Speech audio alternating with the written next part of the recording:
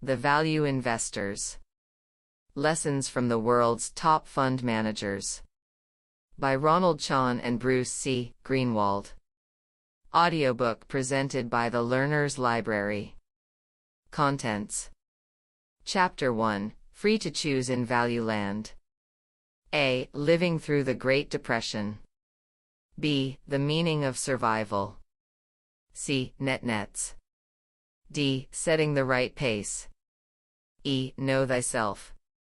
Chapter 2, Once Upon a Time on Wall Street. A. Becoming Graham's Disciple. B. Preaching Value. C. A Centenarian Diet. Chapter 3, The Making of a Contrarian. A. A Modified Graham Approach.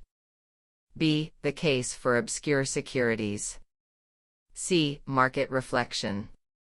Chapter 4, On the Shoulders of Value Giants. A. A Valuable Detour. B. Statistics and Beyond. C. Setting a Global Standard. D. The Social Science of Investing. E. The Market Ahead. Chapter 1. Free to Choose in Value Land. Walter Schloss. Walter and Edwin Schloss Associates. What does not destroy me, makes me stronger. Friedrich Nietzsche. Walter J. Schloss founded Walter J. Schloss and Associates in 1955. A student of Benjamin Graham, the father of value investing, Schloss had been finding undervalued securities in America since the 1930s. Having served as a securities analyst at the Graham-Newman Partnership in 1946, Schloss started his own fund when Graham decided to retire in 1955. Schloss's son Edwin joined the fund in the late 1960s, prompting an official name change in 1973 to Walter and Edwin Schloss Associates. Charging no management fees but taking a 25% share of the profits, Schloss started off with $100,000 capital. At one point, the fund grew to roughly $350 million. From 1956 to 2002, it generated a 16% compound return annually, roughly 21% before profit sharing, versus the 10% per annum generated by the Standard & Poor's S&P 500. Although a difference of 6% may not sound like much, the magic of compounding means that over this 46-year period, a $10,000 investment in the S&P 500 would have generated close to $900,000, whereas a Schloss investor would have made close to $11 million on the same investment. A chartered financial analyst since 1963, Schloss was also the treasurer of Freedom House, a Washington, D.C. based international non-governmental organization that conducts research and advocacy on democracy, political freedom, and human rights. Walter Schloss passed away on February 19, 2012, in Manhattan, New York. He was 95 years old. Walter J. Schloss received his famous moniker, the superinvestor, from Graham and Doddsville. Not from any ordinary man but from the most admired and respected investing legend of all time, Warren Buffett, and it seems appropriate to allow the Sage of Omaha to introduce him here. Buffett singled Schloss out for praise in his 2006 letter to Berkshire Hathaway shareholders, noting that he had managed a remarkably successful investment partnership without taking a single dime unless his investors made money. Furthermore, he had done so without attending business school or even college, working without a secretary, clerk, or bookkeeper, his only associate being his son Edwin, an arts graduate, and generally flying in the face of prevailing business theories.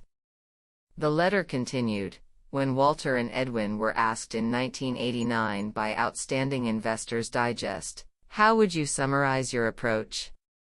Edwin replied, "We try to buy stocks cheap." So much for modern portfolio theory, technical analysis, macroeconomic thoughts, and complex algorithms. Buffett said that when he first publicly discussed Schloss's remarkable record in 1984, efficient market theory, EMT, held sway at most major business schools. According to EMT, as it was commonly taught at the time, Buffett noted, no investor can be expected to overperform the stock market averages using only publicly available information, though some will do so by luck.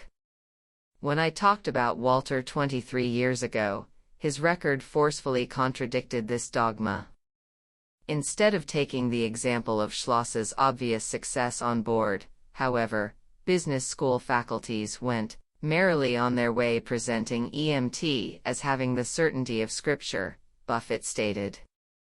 Typically, a finance instructor who had the nerve to question EMT had about as much chance of major promotion as Galileo had of being named Pope.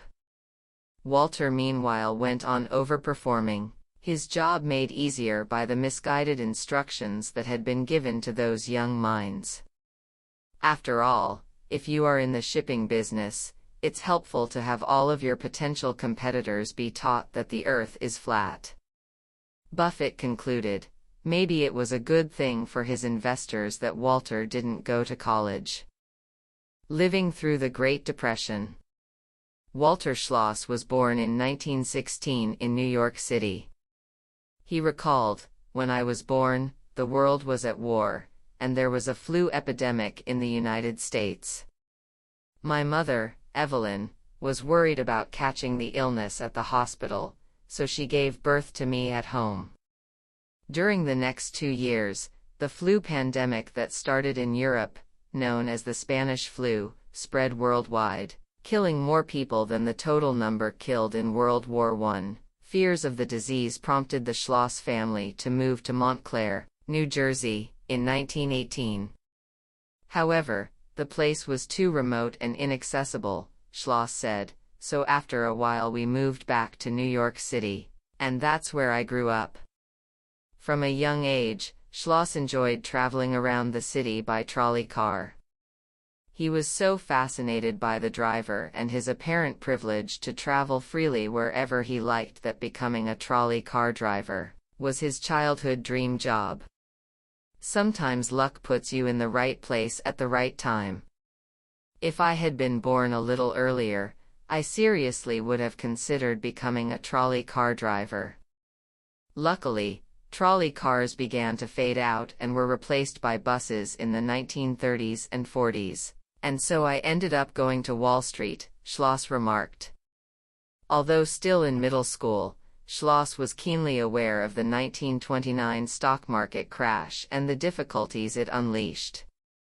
His mother lost her entire inheritance, and his father, Jerome, who had bought a U.S. company called Matheson Alkali on margin, lost everything. My parents were honest people, but they had trouble financially because they were poor investors, Schloss said. During the Depression, my father learned his lesson and said to me, anything terrible that doesn't happen to you is profit. I took the advice to heart, so when I entered Wall Street, my goal was to not lose money. Turning 18 and finishing high school in 1934, Schloss decided to look for a job. With his mother's help, he found a job as a runner at brokerage house Carl M. Loeb and Company, which later changed its name to Loeb Rhodes, earning $15 per week. My father lost his job during the Depression, so I could not attend college and had to help my family, Schloss explained. The economy was grim, and I remember seeing men on every street corner selling apples for a nickel apiece. Some family friends even criticized my mother for letting me work at a brokerage firm, as they believed there would be no more Wall Street by 1940. That was how pessimistic people were in those days.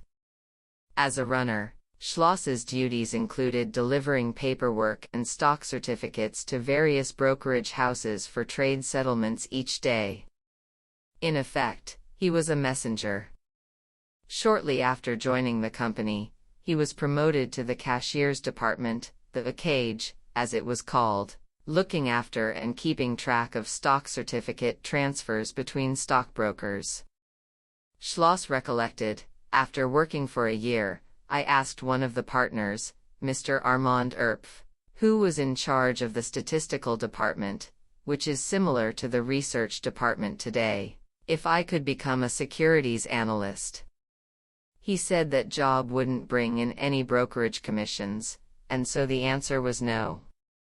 In those days, and perhaps it is true even to this day, bringing in business was the priority, and so business connections were more important than investment knowledge.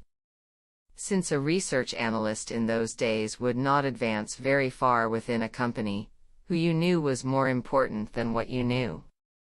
Mr. Erpf did give young Schloss one very valuable piece of advice.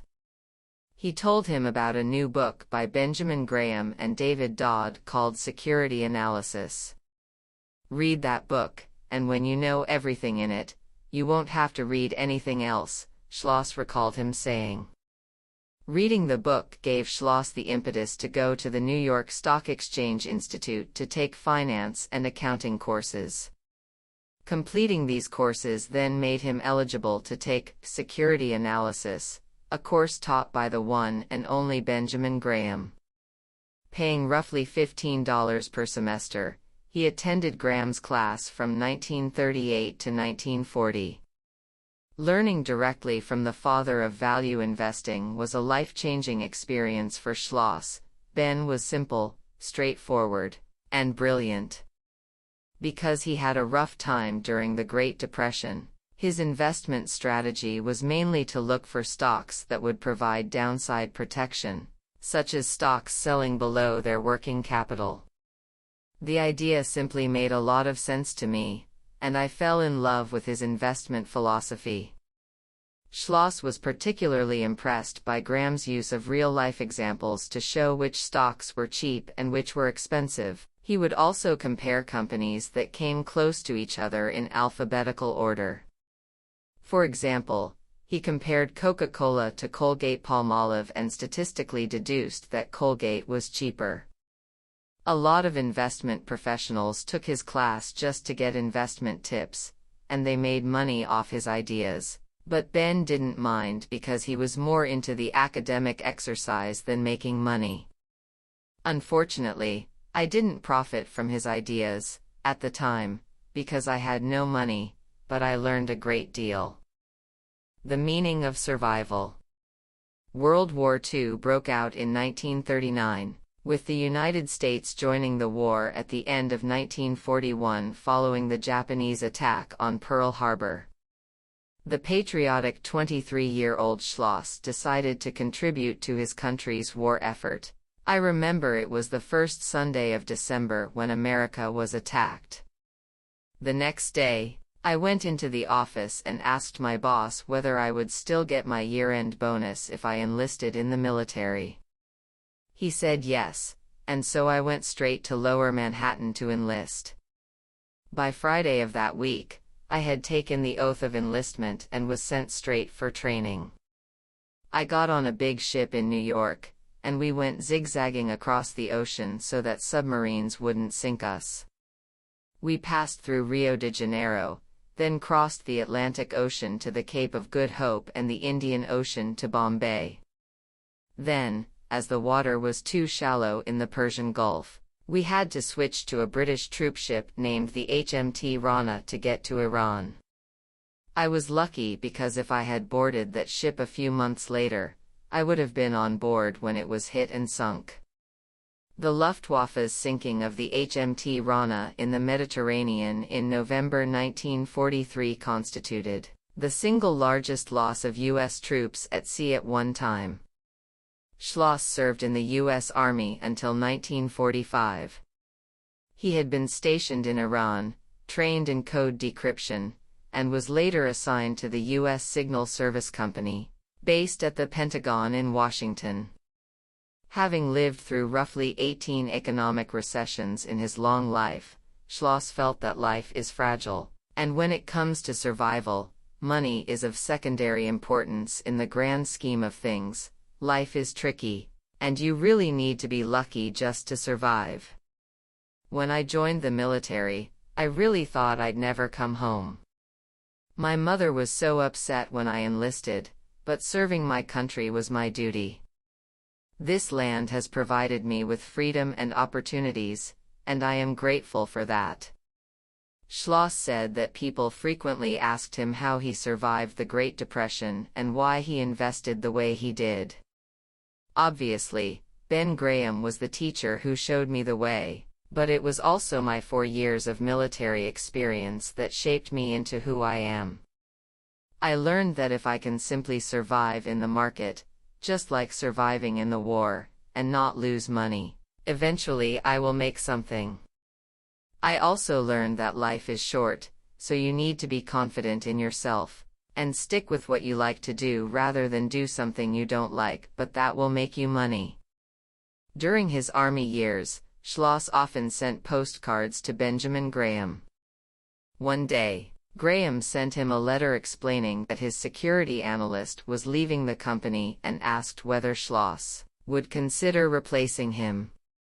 It was too good an opportunity to pass up, and shortly after the war ended, Schloss went to work for Graham, taking up his new position on January 2, 1946, for a salary of $50 a week.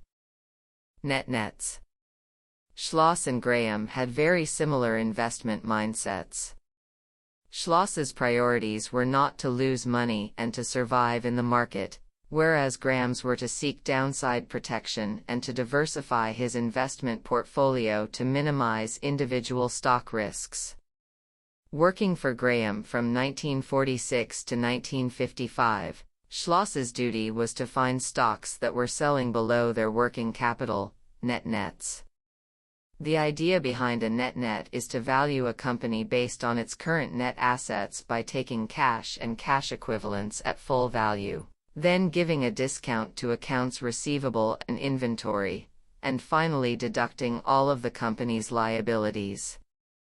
The net value is then derived by dividing the resulting sum by the total shares outstanding. Because financial information was not easily accessible in the old days and investor sentiment was generally poor after the Great Depression, many stocks traded well below their net value.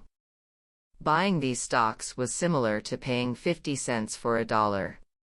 Schloss elaborated, there were many net stocks in the 1930s and 1940s.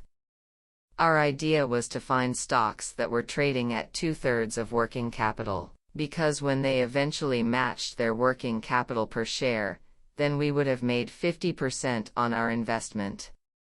In the 1950s, these stocks were harder to find, and so we had to work even harder. He further explained that the main issues with this strategy were that franchise value and management quality were generally ignored.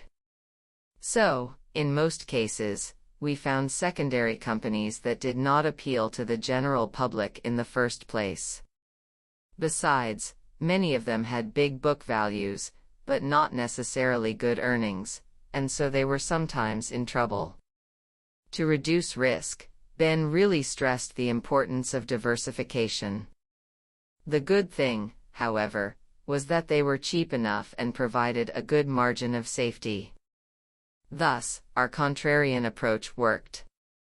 In the process of identifying nets, Schloss met the future sage of Omaha, then in his early 20s, at the annual meeting of wholesaler Marshall Wells. Schloss recalled, Warren was at the annual meeting because he also spotted an opportunity. He later came to work for Ben in 1954, and we shared the same room and worked on the liquidation values of companies together. Warren has a good sense of humor and is an honest gentleman. As for the young Buffett, Schloss had always been Big Walter, clearly a kind of brother figure with whom he enjoyed sharing ideas. Today, Buffett's Berkshire Hathaway owns auto insurance firm Geico, government employees' insurance company, but 50% of the company was once owned by Graham Newman. According to Schloss, Geico turned down Graham's initial bid in 1948, but his subsequent bid of $750,000 got him the 50% share. Schloss explained, "I happened to be sitting next to Ben when the lawyer called to confirm the deal. Because it represented almost a quarter of Graham Newman's capital, Ben knew only that he was buying the business at a cheap price. He had no idea of its growth potential. He turned to me and said, 'Walter, if this deal doesn't work out, we can always liquidate it and get our money back.' That was the type of downside protection Ben was looking for." After closing the deal, Graham discovered that an investment company was not permitted to hold such a high stake in an insurance company without regulatory approval. To settle the resulting conflict, he was forced to turn Geico into a public company and distribute its shares among Graham Newman's investors at cost. Although Schloss received a number of Geico shares, he later sold them to pay for the births of his son, Edwin, and daughter, Stephanie. "I didn't benefit financially from the Geico deal, but I ended up with a son and a daughter. Not a bad deal." In 1955, Graham decided to retire and move to California. Schloss, feeling confident in his ability to run money after having worked for his mentor for 9.5 years, thought immediately of starting his own fund, but did not initially have the nerve to tell Graham because of his great respect for the man. Given a push by clients and friends, including Buffett, Schloss finally decided to set up on his own fund. After raising money from 19 investors, he founded Walter J. Schloss and Associates in 1955. Benjamin Graham, who passed away in 1976, was ultimately much more to Schloss than mentor and colleague. He was the person who showed the young man the way to financial freedom and how to accumulate wealth safely and securely over time. One wonders to this day whether, had he not read Graham's security analysis, Schloss would indeed have pursued his early dream of becoming a trolley car driver. Recalling Graham in a piece titled, "Benjamin Graham and Security Analysis, a Reminiscence," Schloss wrote, "Ben Graham was an original thinker as well as a clear thinker. He had high ethical standards and was modest and unassuming. He was one of a kind. He tried to keep things simple. He wrote that he didn't believe security analysts should use more than arithmetic and possibly a little algebra for any investment decision." In rereading the preface to the first edition of Security Analysis, I am impressed all over again with Ben's views. "We are concerned chiefly with concepts, methods, standards, principles, and above all with logical reasoning. We have stressed theory not for itself alone but for its value in practice. We have tried to avoid prescribing standards which are too stringent to follow or technical methods which are more trouble than they are worth." Ben had been hurt by the Depression, so he wanted to invest in things that would protect him on the downside. The best way to do this was to lay out rules which, if followed, would reduce his chance of loss. The ability to think clearly in the investment field without the emotions that are attached to it is not an easy undertaking. Fear and greed tend to affect one's judgment. Because Ben was not really very aggressive about making money, he was less affected by these emotions than were many others. Of all the things that Ben accomplished in his lifetime, security analysis was, to me, his greatest achievement. It was a privilege to know him. 1. Setting the right pace. For Schloss, going solo really meant going solo. He had no secretary or research assistant, and as he required only a desk and a filing cabinet, he subleased a closet-sized space at Tweedy, Brown & Company, a stock brokerage firm he regularly dealt with while working at Graham Newman. Being naturally thrifty, it was not difficult for Schloss to keep expenses down as he began hunting for bargains. Eschewing the grueling hours of today's investment professional, He worked from 9 a.m. to 4:30 p.m. with no ticker tape to track stocks. Instead, his main source of stock quotes was the daily newspaper. Rather than employ a variety of methods to search for investment ideas, he mainly looked for stocks that were trading at new lows. Then he would check the financial statistics and performance of the companies in question through Value Line, an independent investment research provider. If a company suited him, he would request its financial reports and proxy statements to further investigate the soundness of the opportunity. Schloss explained, "I used the same investment approach I used at Graham Newman, finding net stocks. It was all about capital preservation because I had to serve in the best interests of my investors. Many of them were not wealthy, and they needed me to generate returns that would allow them to cover their living expenses. Because I don't like stress and prefer to avoid it, I never focus too much on market news and economic data. They always worry investors. Besides, I am not good at market timing, so when people ask me what I think the market is doing, their guess is as good as mine." Instead, he said, he concentrated primarily on the price of a stock and its value, an exercise he has greater confidence in. When Schloss started his own fund, he established the rule that he would never disclose its investment holdings. I did that for several reasons. First, I found that investors like to focus on losing stocks, and I'd become really stressed if they came crying and asking me about what had happened.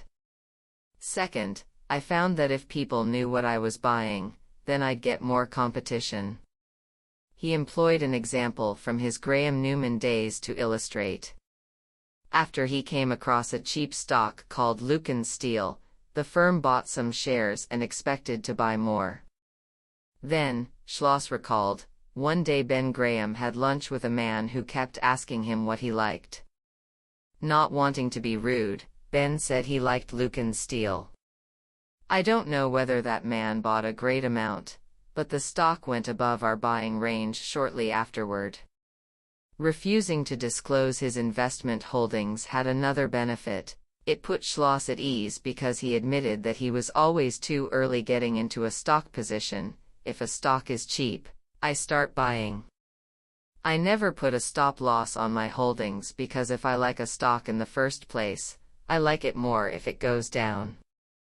Somehow I find it difficult to buy a stock that has gone up." Schloss explained that because his strategy had always been to look for the margin of safety between a stock's worth and its trading price, the larger this margin was, the happier he was.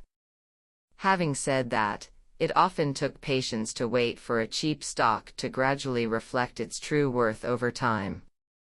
My average holding period was about 4 to 5 years, Schloss explained, and so there was plenty of time for cheap stocks to get back to their true worth. Besides, they would be treated as long-term capital gains for tax purposes. He fondly recalled Ben Graham once saying that, "One should buy stocks the way you buy groceries and not the way you buy perfume," noting that I felt that I was a grocery store owner, holding stocks as my inventory. Sometimes these stocks paid dividends, and so they were worth the wait.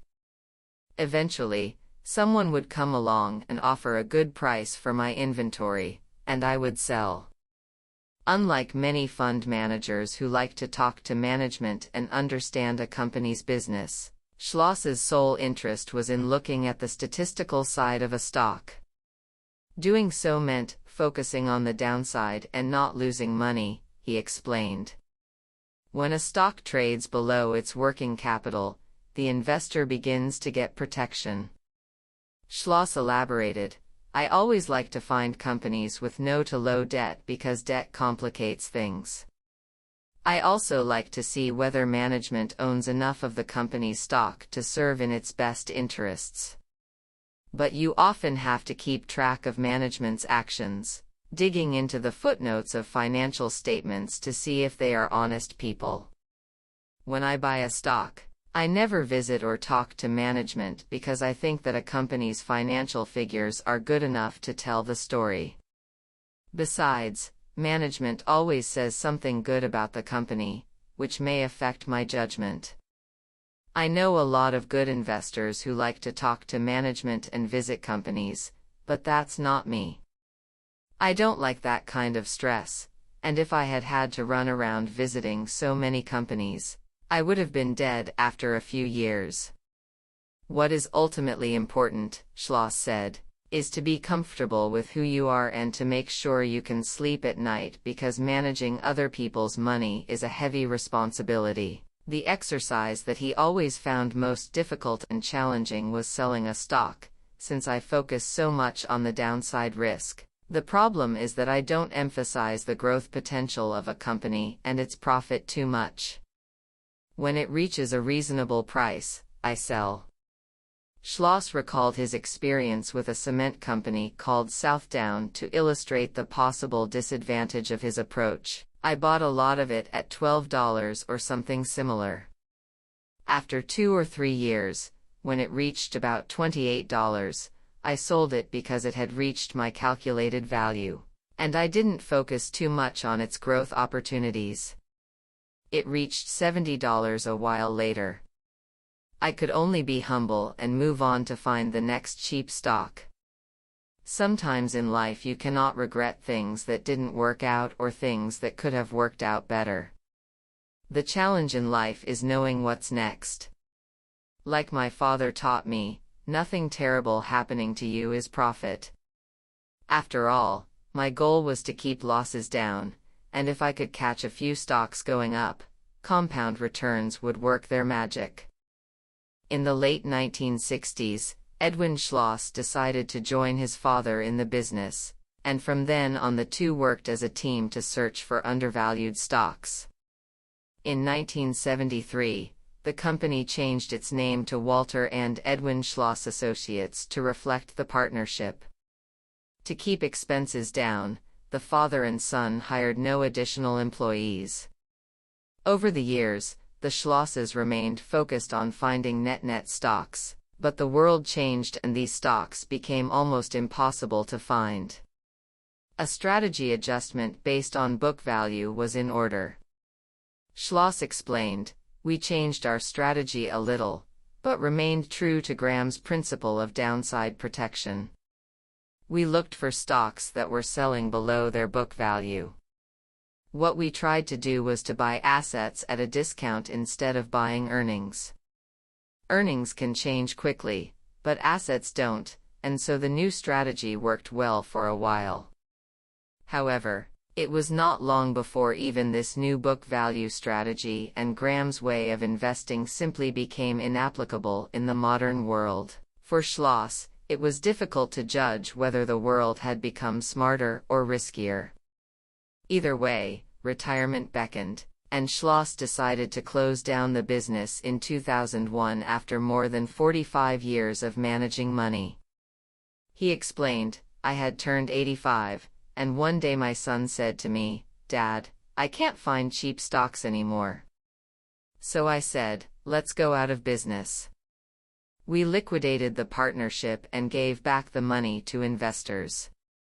One thing Schloss learned in his long life was the importance of avoiding stress. Finding cheap stocks became too stressful, and so it was time to stop looking. Know thyself. When it comes to investing, Schloss advised, "My suggestion is to first understand your strengths and weaknesses, and then devise a simple strategy so that you can sleep at night. Remember that a share of stock represents a part of a business, and so you need to understand its financials before making a judgment.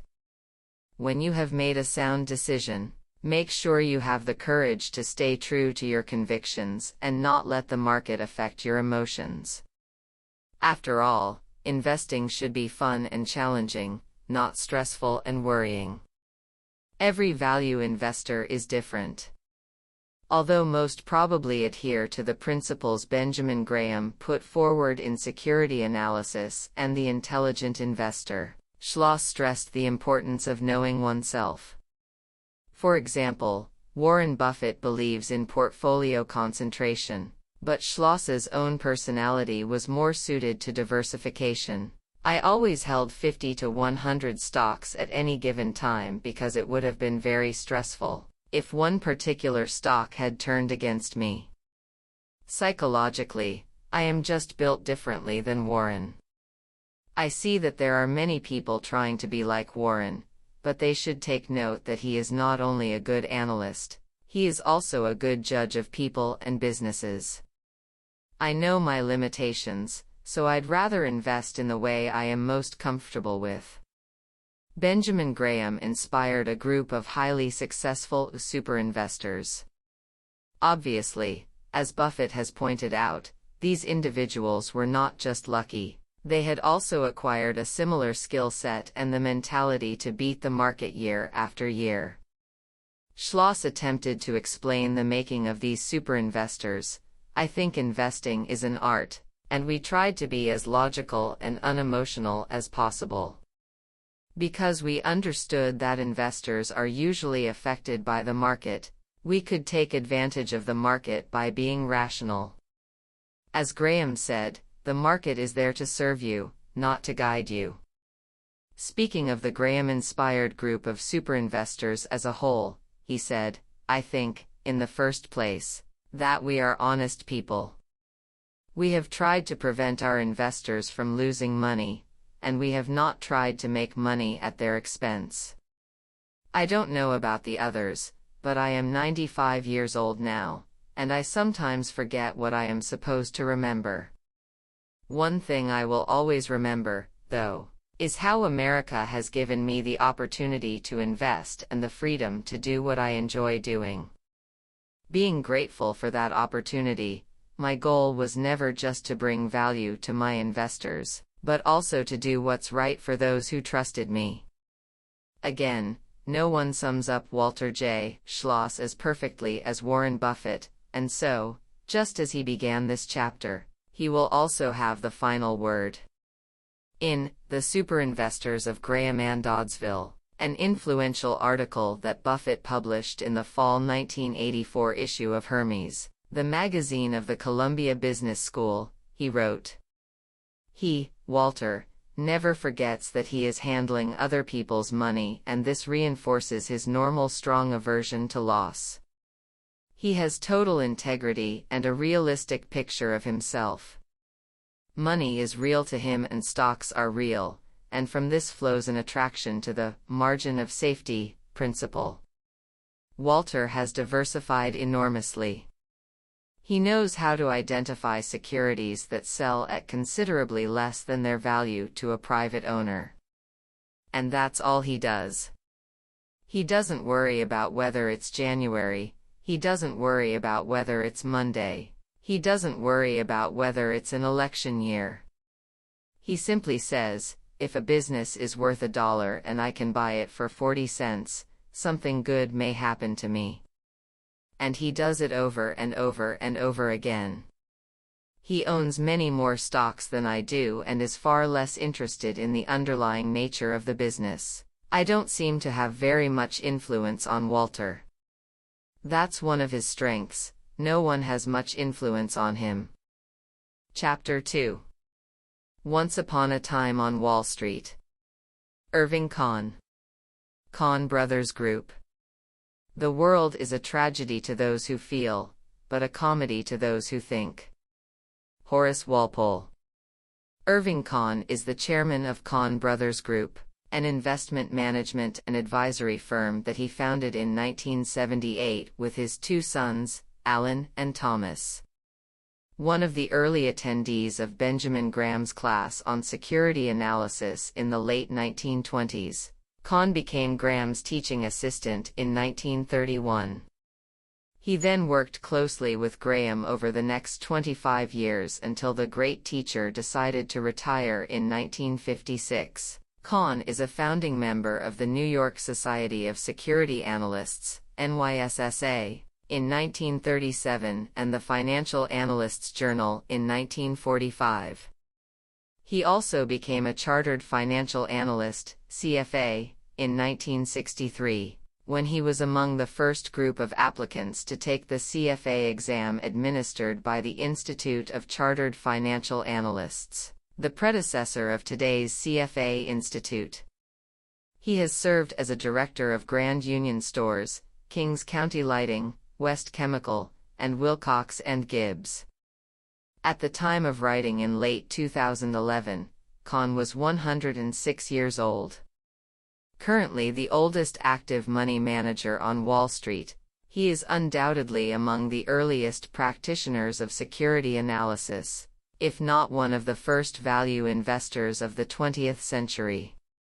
When the Dow Jones Industrial Average dropped 85%, from 350 to 50 points between 1929 and 1933, the Great Depression became very real to me, Irving Kahn recalled.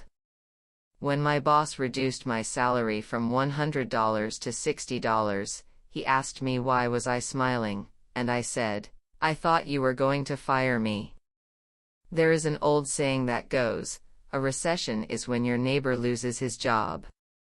A depression is when you lose yours. Certainly, life was hard in the 1930s, but Kahn always had an optimistic attitude and kept himself busy. His motto, "There is always something to do. You just need to look harder, be creative, and be a little flexible."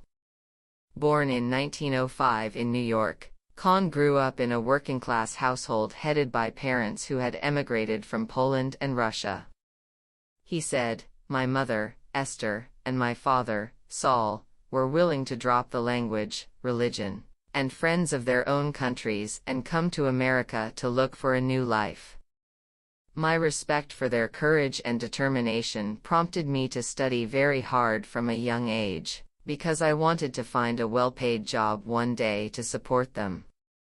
After graduating from DeWitt Clinton High School, Kahn went to the City College of New York to study liberal arts. However, he dropped out after 2 years and went to Wall Street in 1928. Like most kids, I wanted to get a well-paid job, but I didn't know where to find one.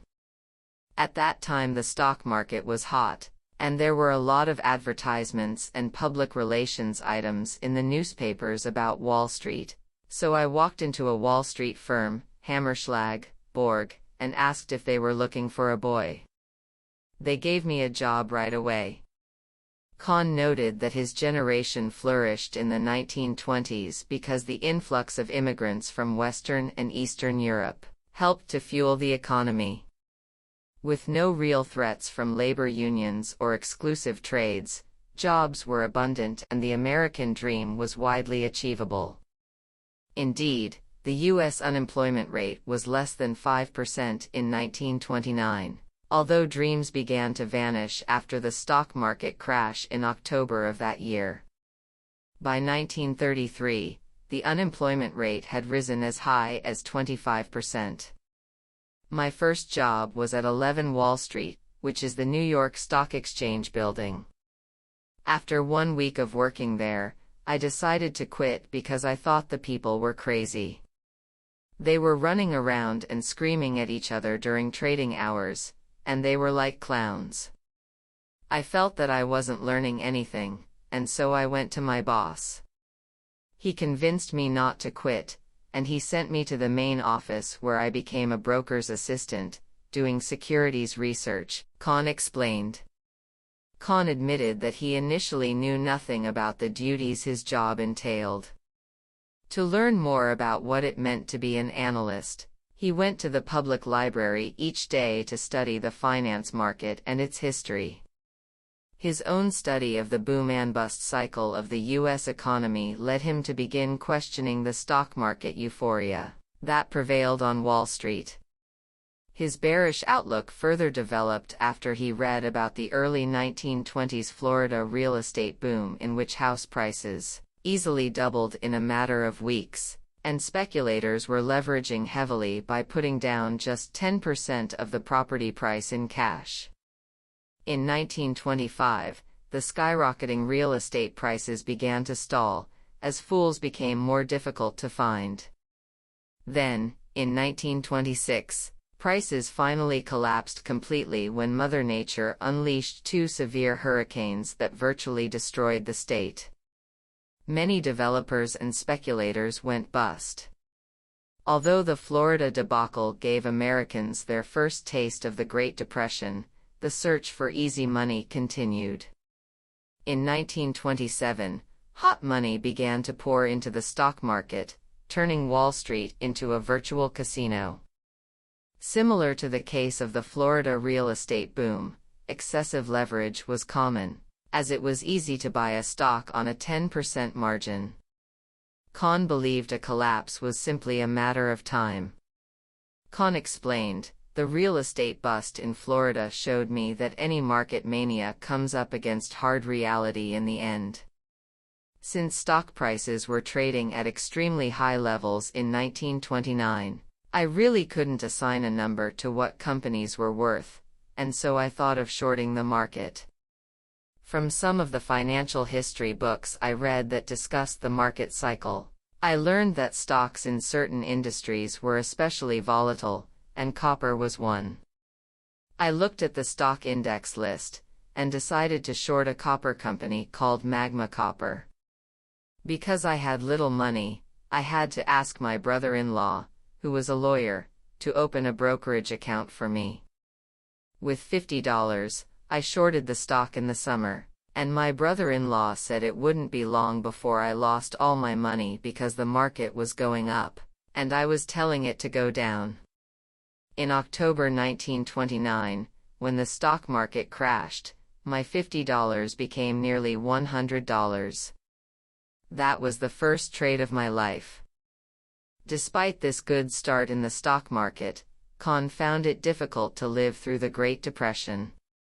One of the moments of greatest uncertainty for him, and probably for any American alive at the time, was President Franklin D. Roosevelt's decision to impose a bank holiday from March 5 to 12, 1933, closing every bank in the country for 8 days.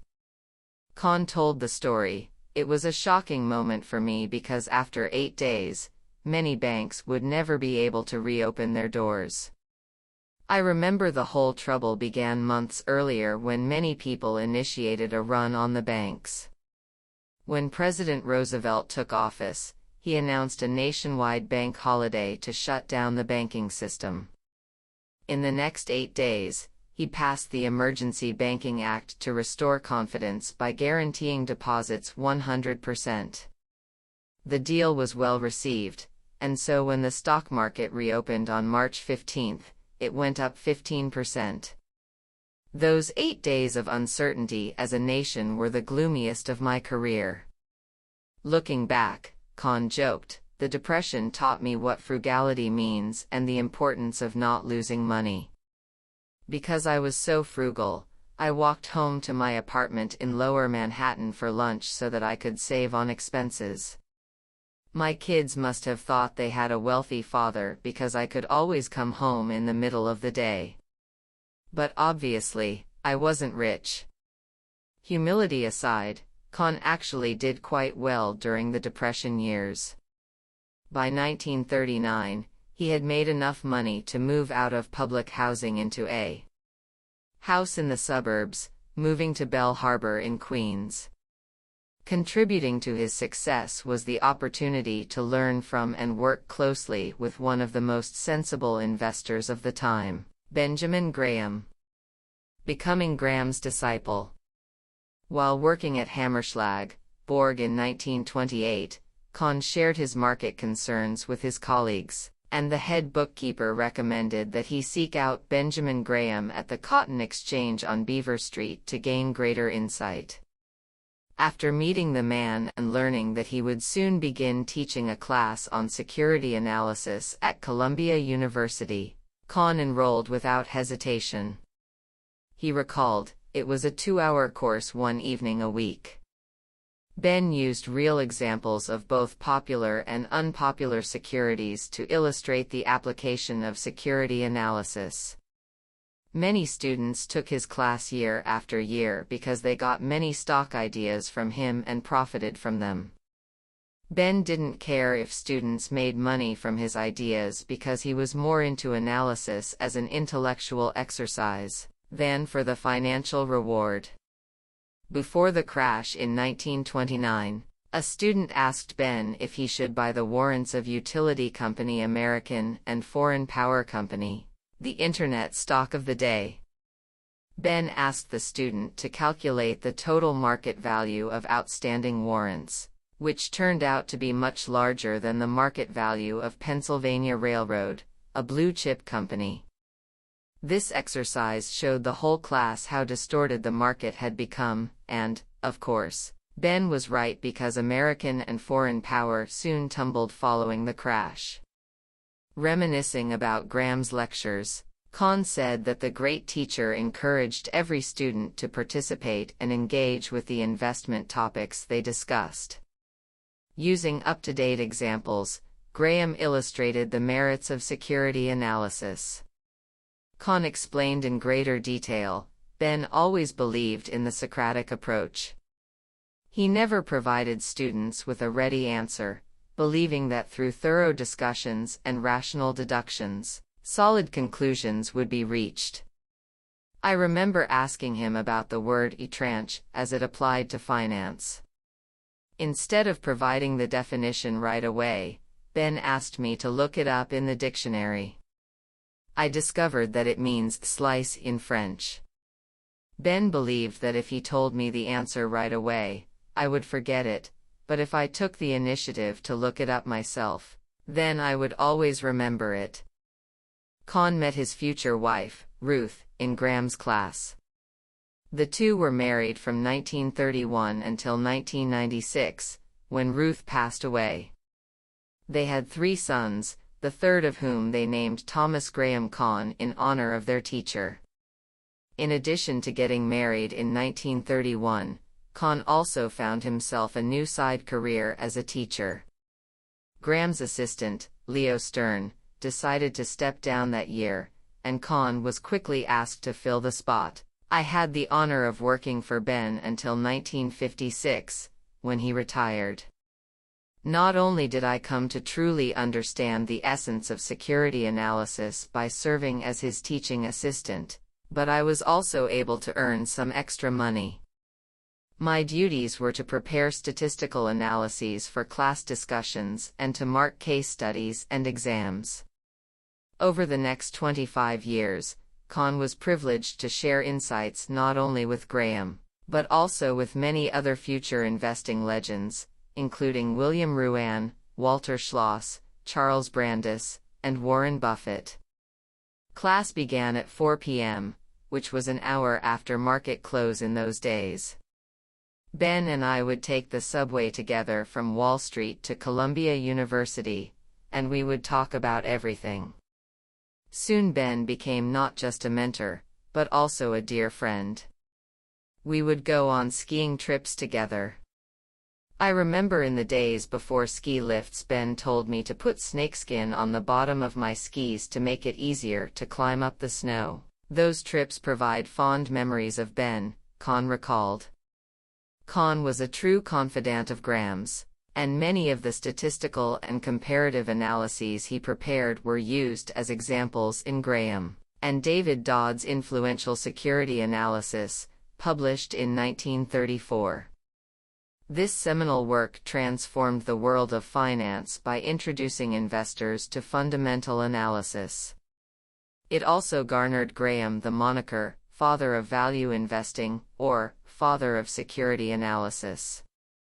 Seeing the world through Graham's eyes also helped Kahn to compile statistical materials for Graham's Storage and Stability. In 1937, Graham's recognition of the hardships caused by price deflation during the Great Depression, which devastated the lives of farmers and workers, led to his proposal to regulate the supply and demand of important raw materials and commodities, in the hope of creating a reserve basket of commodities to achieve price stability and restore economic growth.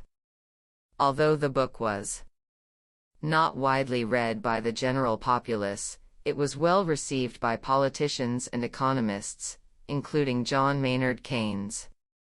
After Benjamin Graham officially retired in 1956, and until his death at age 82 on September 21, 1976, he lived in California and France.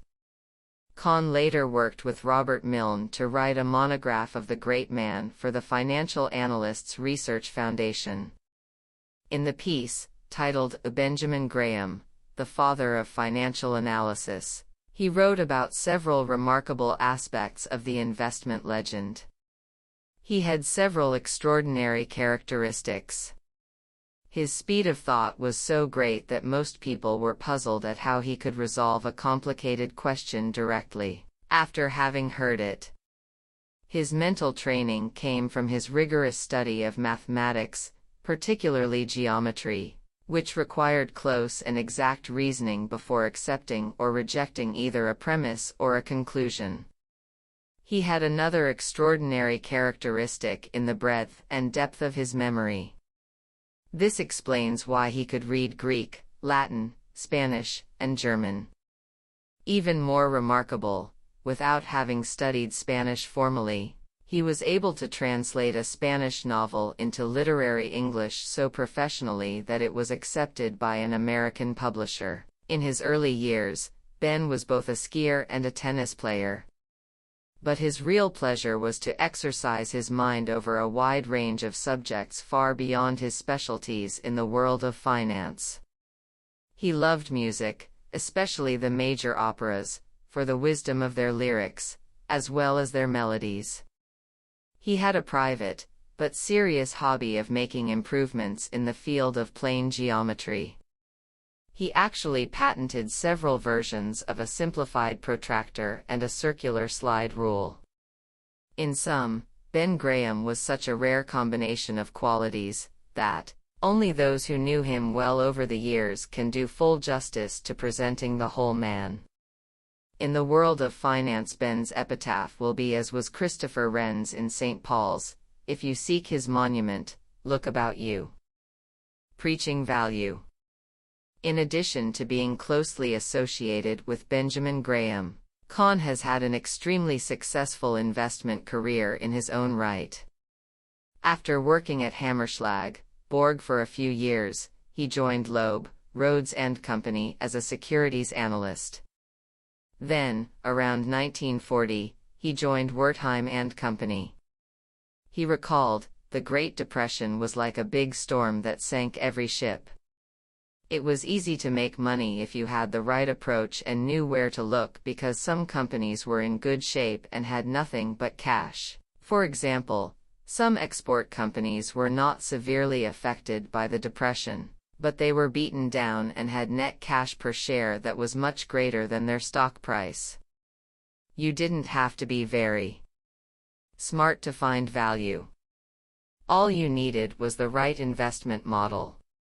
At Wertheim and Company, Kahn specialized in the mining industry.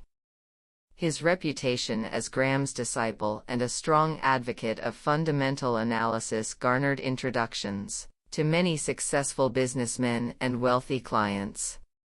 Recommending undervalued stocks to these individuals also earned him healthy commissions. Kahn's growing salary not only allowed him to begin managing his own wealth, but also afforded him an opportunity to invest in the Graham-Newman Corporation, the investment firm run by Benjamin Graham. In the 1950s, Kahn was made a partner at J.R. Williston Company. Although he remained with the company for only a few years, he developed a good working relationship with his assistant, William Bill DeLuca, who is now in his late 80s and works closely with Kahn to this day. In the early 1960s, Kahn joined Abraham and Company as partner. He stayed with the firm until 1978, when he and his two sons decided to form Kahn Brothers and Company. He explained, in 1975, Lehman Brothers acquired Abraham and Company. The firm became too big, and I didn't really enjoy the environment. Since my two sons, Alan and Thomas, and my colleague, Bill, were also working at the firm and felt the same way, we decided to start something of our own. A rather noteworthy event is that shortly after starting up Conn Brothers, Conn decided to buy a seat on the New York Stock Exchange to facilitate stock trades. Paying around $100,000 in 1978, the seat was worth approximately $3 million in 2005. When the exchange went public, Conn received $500,000 in cash and 77,000 shares of the newly listed company. Discussing the investment strategy he has applied throughout his career, Conn said, "Net stocks were easy to find in the early days. All I had to do was to look over annual reports and study balance sheets. I tried to find companies that had dependable assets such as cash, land, and real properties. Then, I made sure they didn't have too much debt and had decent prospects. If these stocks traded at below their net working capital, then I would be interested in buying them. I understand that net stocks are not too common anymore, but today's investors should not complain too much because there were only a handful of industries in which to look for stocks in the old days. Now there are so many different types of businesses in so many different countries that investors can easily find something. Besides, the internet has made more information available.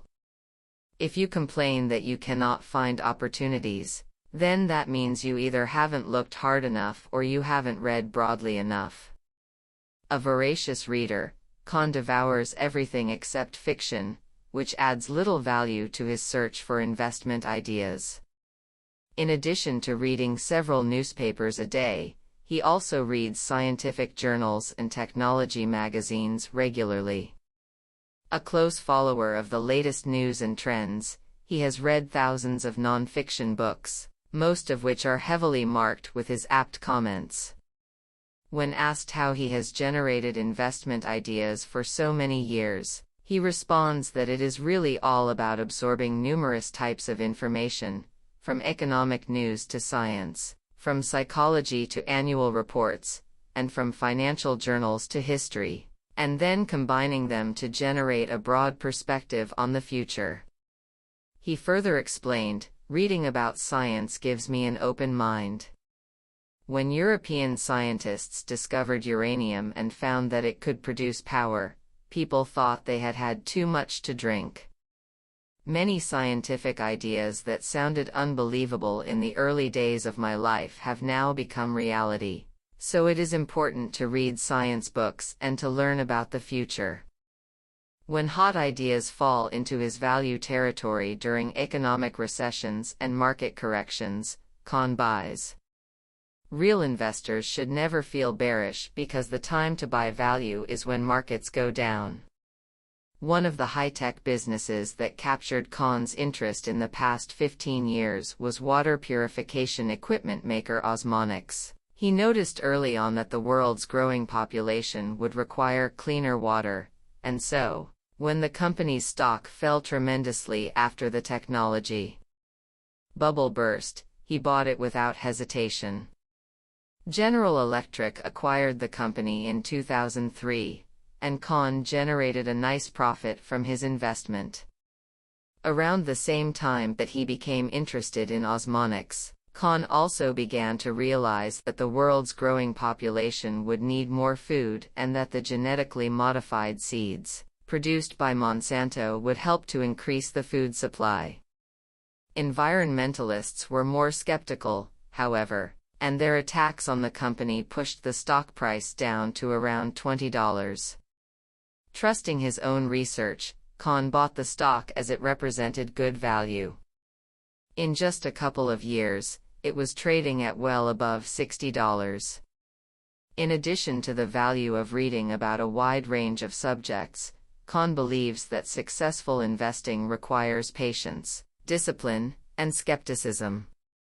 As undervalued investments are not usually recognized by the broader market in the beginning, patience is required to see how they play out over time. Discipline is crucial because allowing others to suggest what stocks are worth breeds lazy thinking. The wise investor must be disciplined enough to do the hard work necessary and to look into the numbers before making any investment decisions. In this respect, discipline breeds independent thinking. Finally, a little skepticism also comes in handy because although cheap stocks are revealed by their financial figures, these numbers are reported by companies' management. Thus, a bit of caution is always warranted, as investors must look beyond the numbers to get a sense of the quality of the corporate executives involved.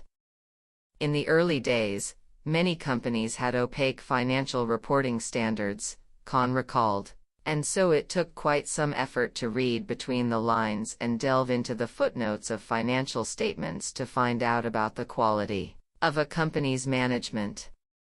Sometimes the lack of information made things difficult, and sometimes company executives did not treat shareholders as if they were business owners. To improve the quality of security analysis by coordinating with corporate executives, Kahn, along with Benjamin Graham and 18 other security analysts, founded the New York Society of Security Analysts in 1937. The organization started out as a small group of security analysts who got together during their lunch hour to discuss stocks and investing in general. As these gatherings turned into regular meetings, the NYSSA was conceived. According to the NYSSA's mission statement, the organization's purpose is to establish and maintain a high standard of professional ethics in the security analysis field, and to promote proper understanding of the function of financial and security analysis and the operation of the security markets. Starting life with fewer than 24 members, the NYSSA is today the CFA Institute's largest member society, boasting more than 10,000 members. Kahn commented, "We tried to arrange meetings with corporate executives, and we convinced them to come to a cheap restaurant in New York City, where we showed them the advantage of speaking to us because we could help promote their companies if we could learn more about their businesses. Those meetings were very useful at first, but over the years they have turned into what we call analysts' conference calls, which are less productive because what executives try to do now is to manage analysts' expectations."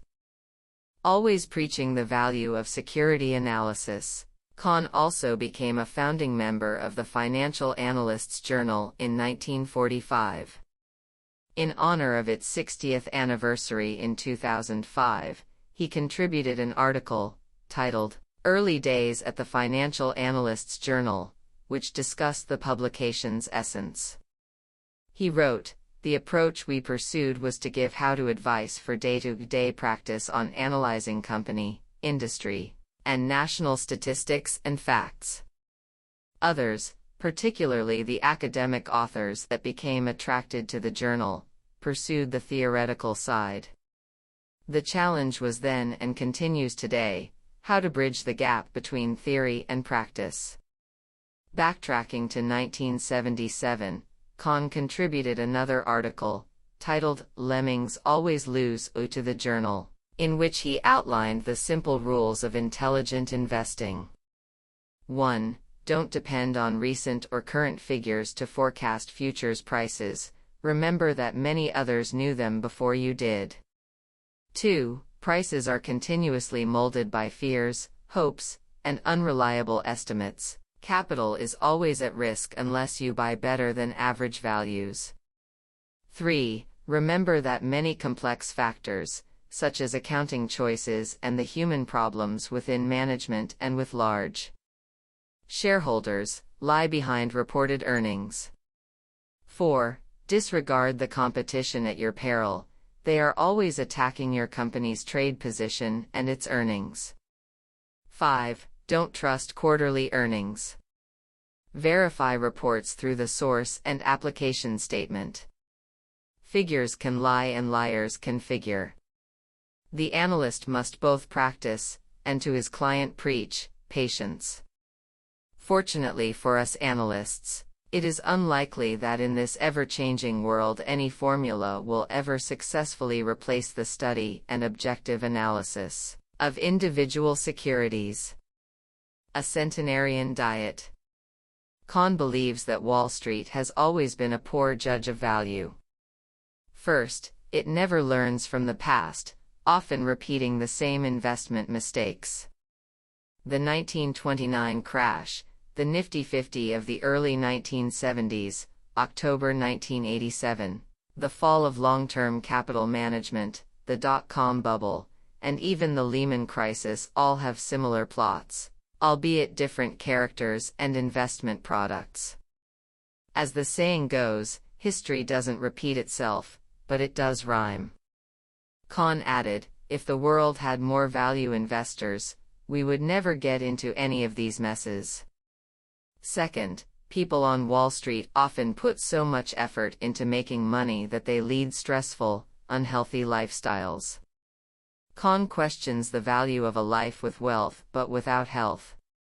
A centenarian who has now been in the investment business for more than 80 years, Kahn has learned a bit about how to stay both healthy and wealthy. Don't drink or smoke. Get yourself a nutritious diet. Stay in motion. Meet people from around the world and be inspired. Read a lot, and read about the things that are not possible now, but will be in the future. As long as you keep your mind sharp and busy, you will see good things happen. Participants in the Longevity Genes project undertaken by the Albert Einstein College of Medicine at Yeshiva University in New York City, Kahn and his siblings are living testimony that longevity may be genetic. His two sisters, Helen and Lee, died in 2011 and 2005 at nearly 110 and 102 years old, respectively. His baby brother, Peter, is now 101. The college's researchers have hypothesized that the Kahn's extremely high levels of good, high-density lipoprotein cholesterol have created protective effects to fend off age-related infirmities. Kahn is eagerly awaiting their discovery of whether this is indeed true. Genes aside, researchers have also found that centenarians are generally extroverts and friendly people with a stable social network.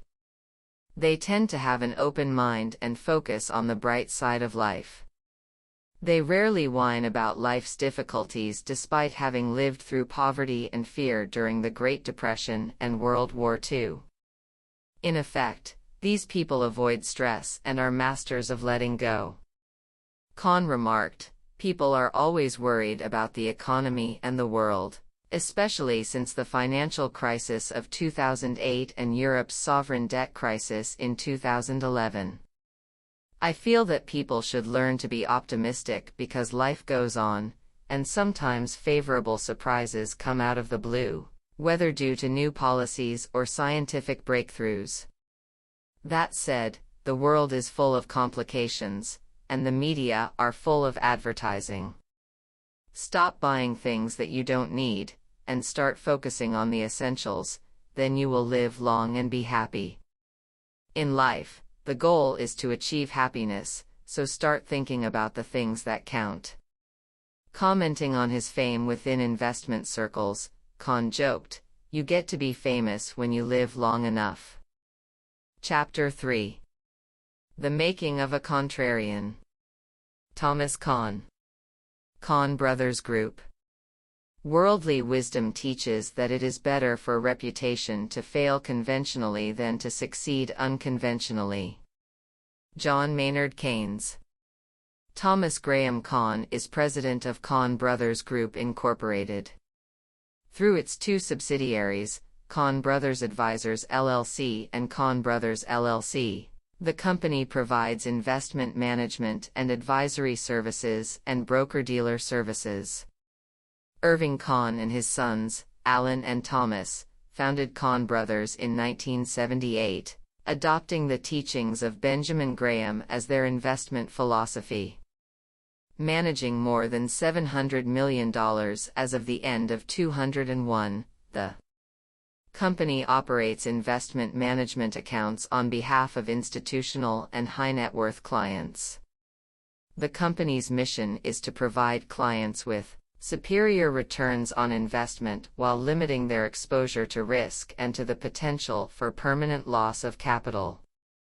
In line with its determination to remain a privately owned company, Kahn Brothers looks to grow its client base and assets under management at a measured and controlled pace, adding only those who share its long-term investment philosophy.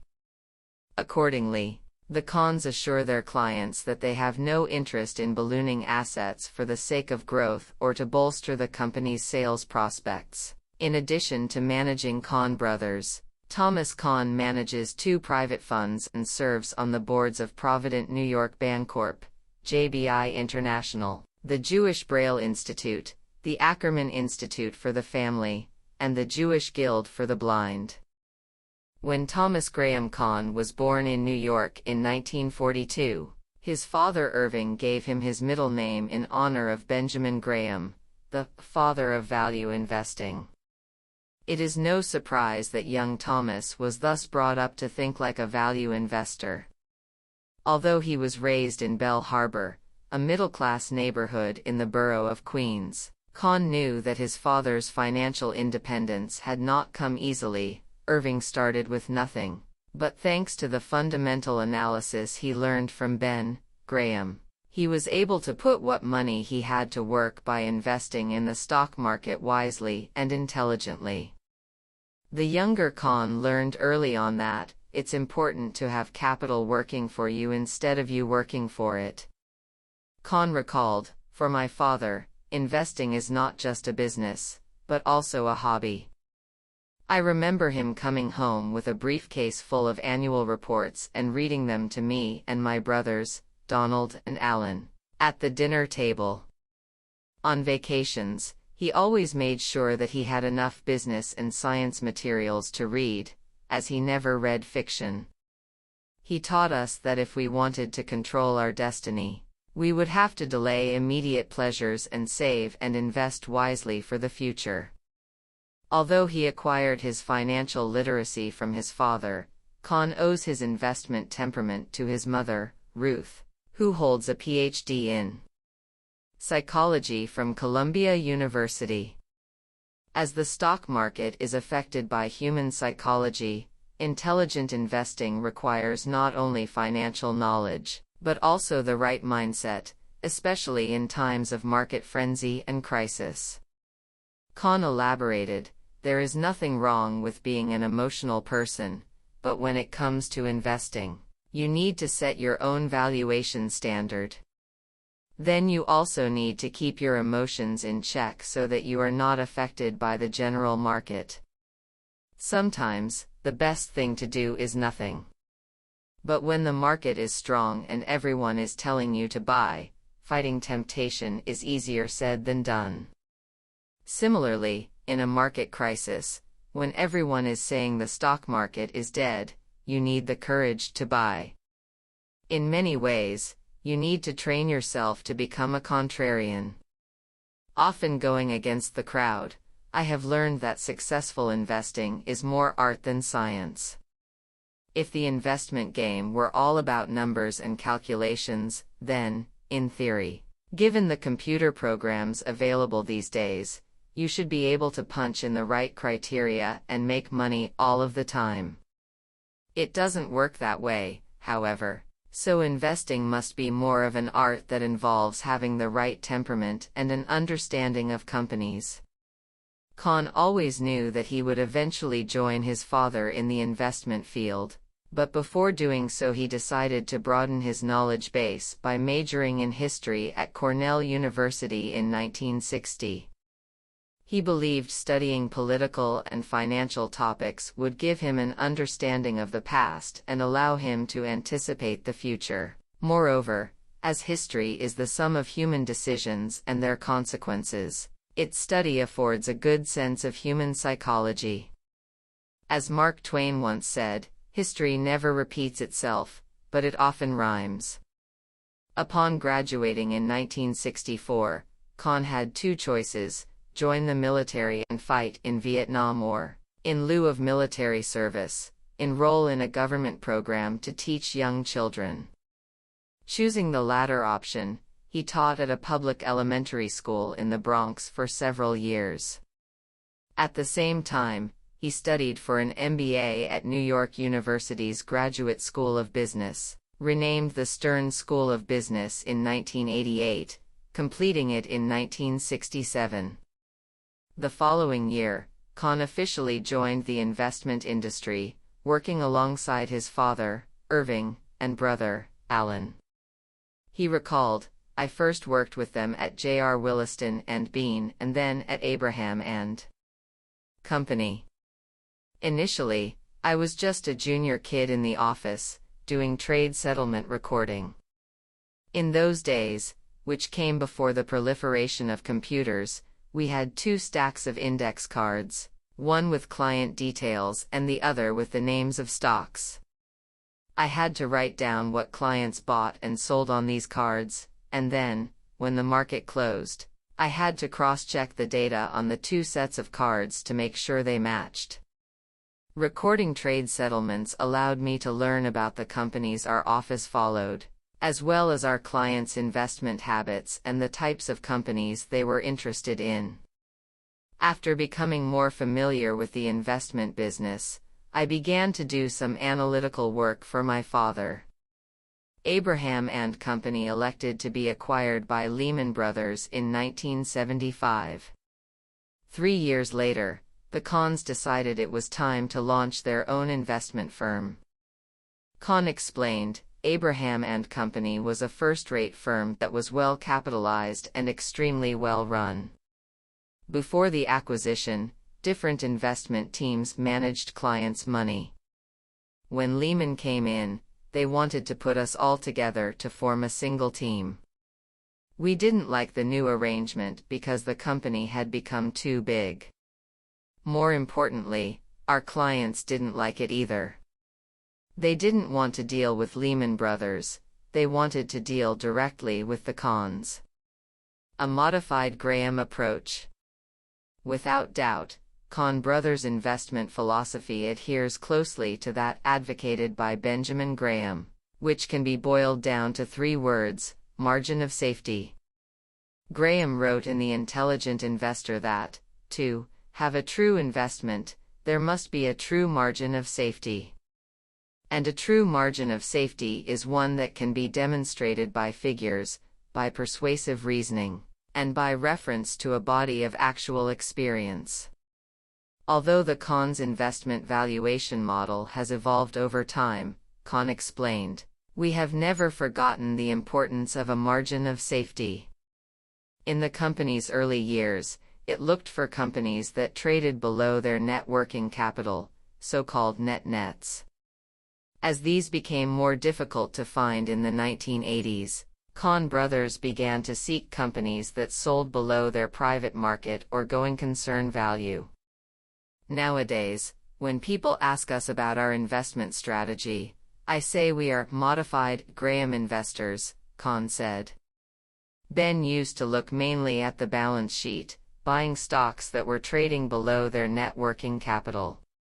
He never paid much attention to the nature of a business. Although we are similar to Ben from the mathematical standpoint, we have modified his teachings by also looking into the quality of a business and its assets.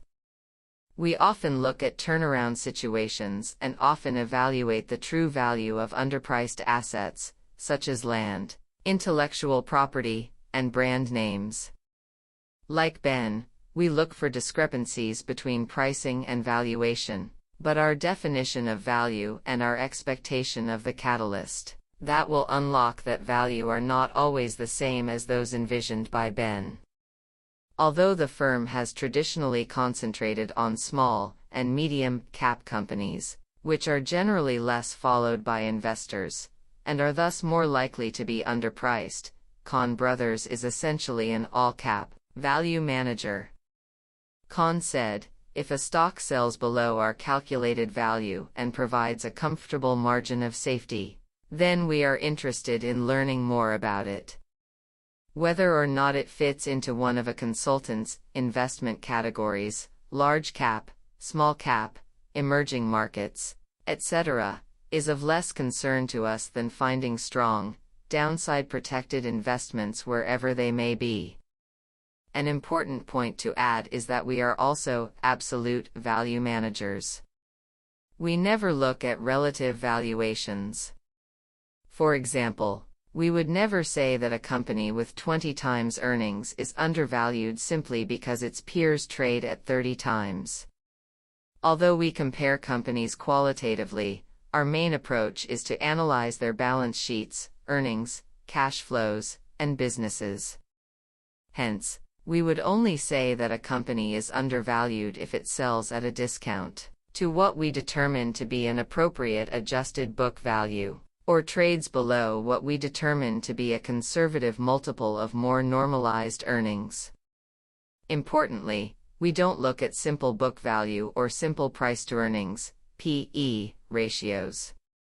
We always make necessary adjustments and then evaluate the retooled numbers within the context of discussions with management. Unlike the typical investor who heavily stresses a company's current earnings on its income statement, Con is more balance sheet oriented. He believes that although earnings may have much to say about a company's prospects, they may reveal little about its corporate health. As a result, when he looks at a company's income, he focuses less on the current earnings and more on what earnings could be in a healthier environment in the future.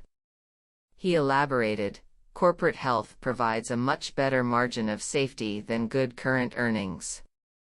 We would rather invest in a company with a solid balance sheet, strong working capital, and little leverage than in a company with a lot of debt but strong earnings at present. In fact, we often favor companies that have near-term weak earnings or even no earnings but still have good corporate health, because these types of companies offer better value.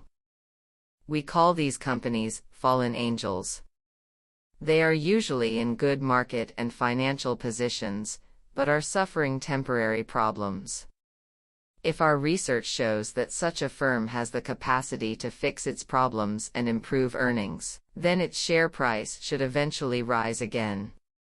If its problems persist and its earnings do not improve, then we will delve more deeply into its balance sheet to determine whether it has any valuable assets.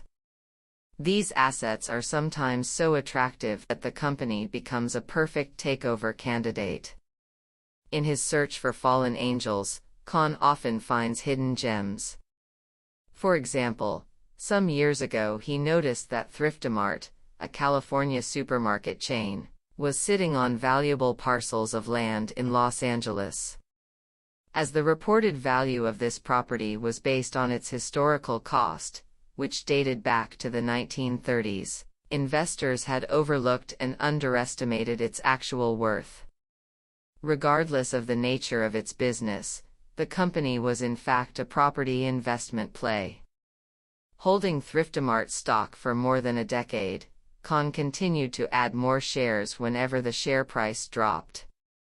He knew for certain that the company had little downside risk because its hard assets were worth much more than its share price indicated. When Thriftamart was eventually taken over, its annualized investment return was much greater than that for the Dow or Standard & Poor's 500. Learning from this and similar investments, Con believes that patience and discipline are the keys to success. Investors must not be overly short-sighted in holding onto value stocks.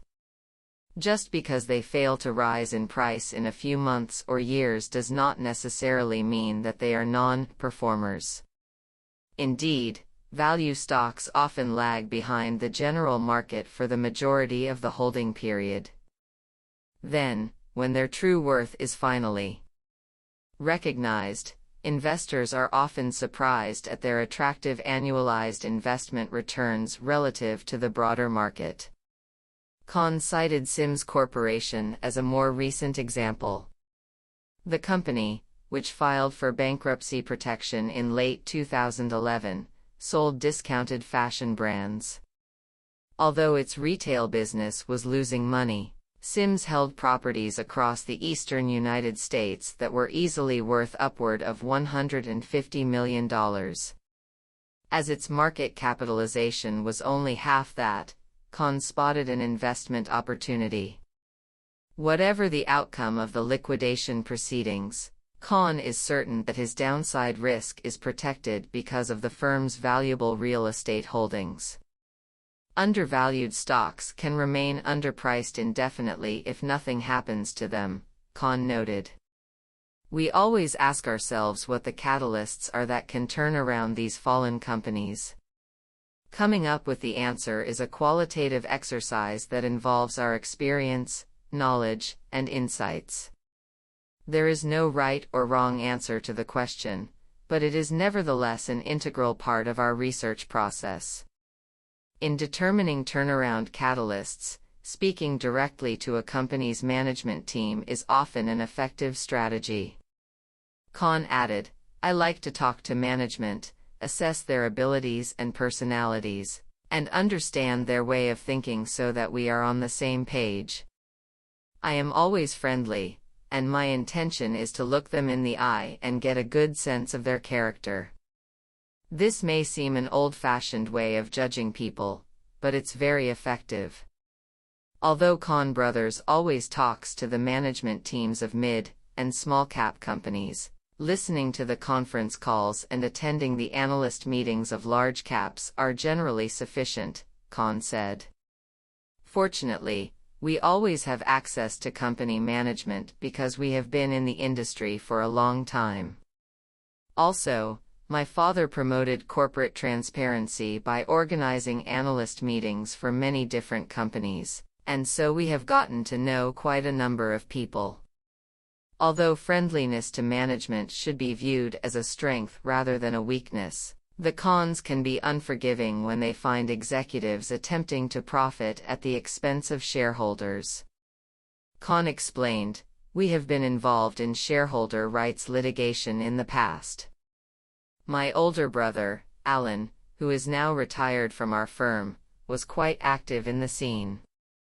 Although I am less confrontational than he is, when management tries to harm shareholders, it is important to stand up for our rights. To minimize the chances of encountering such shoddy business dealings, Con prefers to invest only when he has the strong conviction that management's personal interests are aligned with those of shareholders. For example, he makes sure that executive pay is fair by industry standards and that top managers have a sizable portion of their net worth in the company through direct stock ownership rather than through the issuance of stock options or warrants.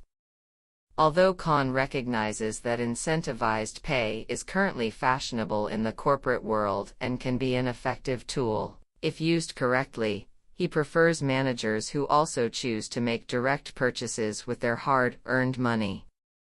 Such hard-dollar purchases send the unmistakable message that management is confident in the future of the business and has long-term interests that are aligned with those of shareholders. The case for obscure securities. Con firmly believes that if a company has a clearly defined direction and good health and prospects, then it is far less likely that it will be underpriced in the first place. Therefore, value investors, in his view, are almost always contrarians who tend to analyze obscure securities that are ignored by the general market. He explained, value investing is essentially a contrarian approach. It involves buying something that is currently unpopular and waiting for it to become popular again. It's like buying a long skirt at a thrift shop when miniskirts are in fashion, or buying a heater in the summer and an air conditioner in the winter. A problem Con has identified in business schools is that students are taught simply to look for good investments with great prospects. If companies are already popular and have great prospects, however, then everyone would be smart enough to determine that, and their stocks would be trading at a premium. He elaborated, we are uncomfortable about paying up for great prospects because we are unable to assess their downside risks. We would rather go in the other direction and look for companies that people feel terrible about and then analyze whether, from the perspective of a long-term investor, the negative sentiment is warranted. Doing so allows us to focus on the strengths of beaten-down companies and to assess how serious their downside risks really are. Investing is about finding opportunities that grow your capital, not necessarily finding companies that will grow. Sometimes you can grow your capital with non-growth companies. Being contrarians, we look for opportunities in less likely spots. Instead of asking what's right, we ask what's wrong.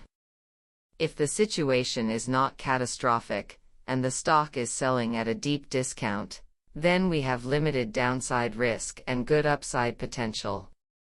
As Warren Buffett once said, never count on making a good sale. Have the purchase price be so attractive that even a mediocre sale gives good results. Con screens for such obscure investment opportunities in the traditional manner. He checks out the daily stock losers and 52-week lows in the newspapers or on his computer. He said, looking at the new lows and new highs informs you of market sentiment. It's not a high-tech way of looking for ideas, but it's one way of assessing the market that has worked for us for decades. On the losers list, we often see stocks that have industry-specific issues that drive down share prices. In such cases, we quickly find out what's wrong in the industry in question, analyze the companies they're in, and differentiate between the good and the bad. As there is nothing wrong with holding cash, if we feel uncomfortable with a company, then we pass and move on. In general, we like to pay attention to companies that create concerns among investors because they are more likely to be underpriced assets. To get ideas, Kahn noted that the firm sometimes looks at the holdings of friendly competitors, fellow value fund managers whose opinions he respects. He never pays attention to the stock recommendations of financial actors and television talking heads. They are interested in fashionable stocks, and we are interested in those that are out of fashion. The trouble with today's lay investors, Kahn believes, is that they are all experts. It's the same as today's patients going to see a doctor. Before their appointment, they research their illness on the internet and then advise the doctor on what medicine he or she should prescribe. Investing should not be like that. You need expertise and experience to look behind standard data and to uncover what others have failed to see. Kahn cited the example of Vox International, formerly Audiovox Corporation, a company that owns and distributes a variety of branded consumer electronics that it sells through major U.S. retailers, such as Best Buy and Walmart. In 2005, the company received a NASDAQ delisting notice because it had failed to file its audited financial statements on time. Although many investors became skeptical of the company in the wake of the notice, Kahn was excited because he had identified an obscure opportunity. He looked more closely into the company's financials, spoke to management, and learned that Vox International was not permitted to employ its historical audited numbers due to an investigation launched by a prior auditor that the company was fully aware of. The delisting notice was thus fully anticipated, and the company regained its listing status once the situation had been resolved. Kahn recalled, the headlines sounded terrible, but if you looked into the company's earnings and financials, you could see that it was not at all affected by the delisting. If you knew why it was receiving the delisting notice, then you realized that you really had nothing to worry about. One point I would like to stress is that all of the information we looked at was in the public domain. It wasn't as if talking to management had given us the upper hand. Taking a position in Vox International and planning to hold it for the long term, Kahn brothers displayed no hesitation in buying an even greater stake in the company when its stock tumbled drastically. During the financial crisis in 2008. At the end of 2011, Kahn Brothers held close to 11% of Vox International's total shares outstanding, becoming the single largest shareholder. He explained, the stock was beaten down to $6, although it had a tangible book value of $12, earned 75 cents, and had a cash flow of $2 per share. That's a value deal. Although we often tell our investors that our investment holding period is usually 3 to 5 years, when you find a value stock like that, where the company is doing everything right, its intrinsic value continues to improve, and its management is conservative and sophisticated, then our holding period can be much longer. After all, a stock represents a business, and we invest in businesses. Being value rather than momentum-driven, Kahn noted, the firm often buys too early. As contrarians, we never expect to time the market correctly because something that is out of favor tends to lag behind the market in the short term. Instead of going all in, we like to buy a small position in a company, get to know it better over time, and then accumulate our position gradually. In the case of Vox International, we eased into our position over the course of 2 to 3 years. This buying strategy naturally means that Kahn Brothers' best capital gains usually come from later purchases. The point, Kahn explained, is that as long as we believe we know the situation, we are not afraid to average down on the prices of our stocks. As Ben Graham used to say, you are neither right nor wrong because the crowd disagrees with you. You are right because your data and reasoning are right. Market reflection. Kahn believes that emotional intelligence is crucial to becoming a successful investor. Although life experience is helpful in this regard, learning directly from someone who has survived good times and bad is indispensable. In Kahn's case, no one has provided a better example than his father, Irving. He said, one of the good things about investing is that there is no mandatory retirement age, you only get wiser as you get older. My father has gone through the best and worst of times in the stock market, and he has taught me to remain calm in both crises and frenzies. In fact, his presence also helps to calm our clients in times of uncertainty. One of the most important lessons Kahn has learned from his father is that investing is all about consistency. Many fund managers may have produced good results for a few years, but then find their investment strategy no longer works. True managers need to be tested in multiple business cycles to prove that their compound annual return is consistent over long periods of time, Kahn emphasized.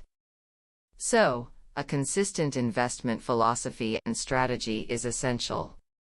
Of course, having good health, which allows you to remain in the game over the long run, is also important. Again, Irving Kahn provides a case in point. My father is now 106 and shows no signs of slowing down, the younger Kahn said. He comes to the office to carry out research and talk to companies for about 4 hours a day, 5 days a week. Not bad at his age. Sometimes I will phone a company to chat with management, and they will tell me that my father beat me to it. My goal is to follow in his footsteps, and I too have no intention of retiring. Another similarity between father and son is their devotion to reading. I don't know of any successful investors who come up with good ideas without reading, Kahn said. My father has read thousands of books and has a special interest in science. Because of his vast knowledge of the subject, he focuses on the future and rarely dwells on the past. He constantly looks forward to the technological breakthroughs and good things that will happen to mankind in the future. Although neither the financial crisis of 2008 nor the dot-com bubble of the late 1990s caused him undue concern, Kahn was disturbed by the so-called flash crash of May 2010, when the Dow plunged 1,000 points in a matter of minutes. The cause of the crash, as an extensive examination by the Securities and Exchange Commission subsequently showed, was unusually heavy selling on the basis of mathematical algorithms by high-frequency trading firms. Kahn commented, "The stock market is based on confidence.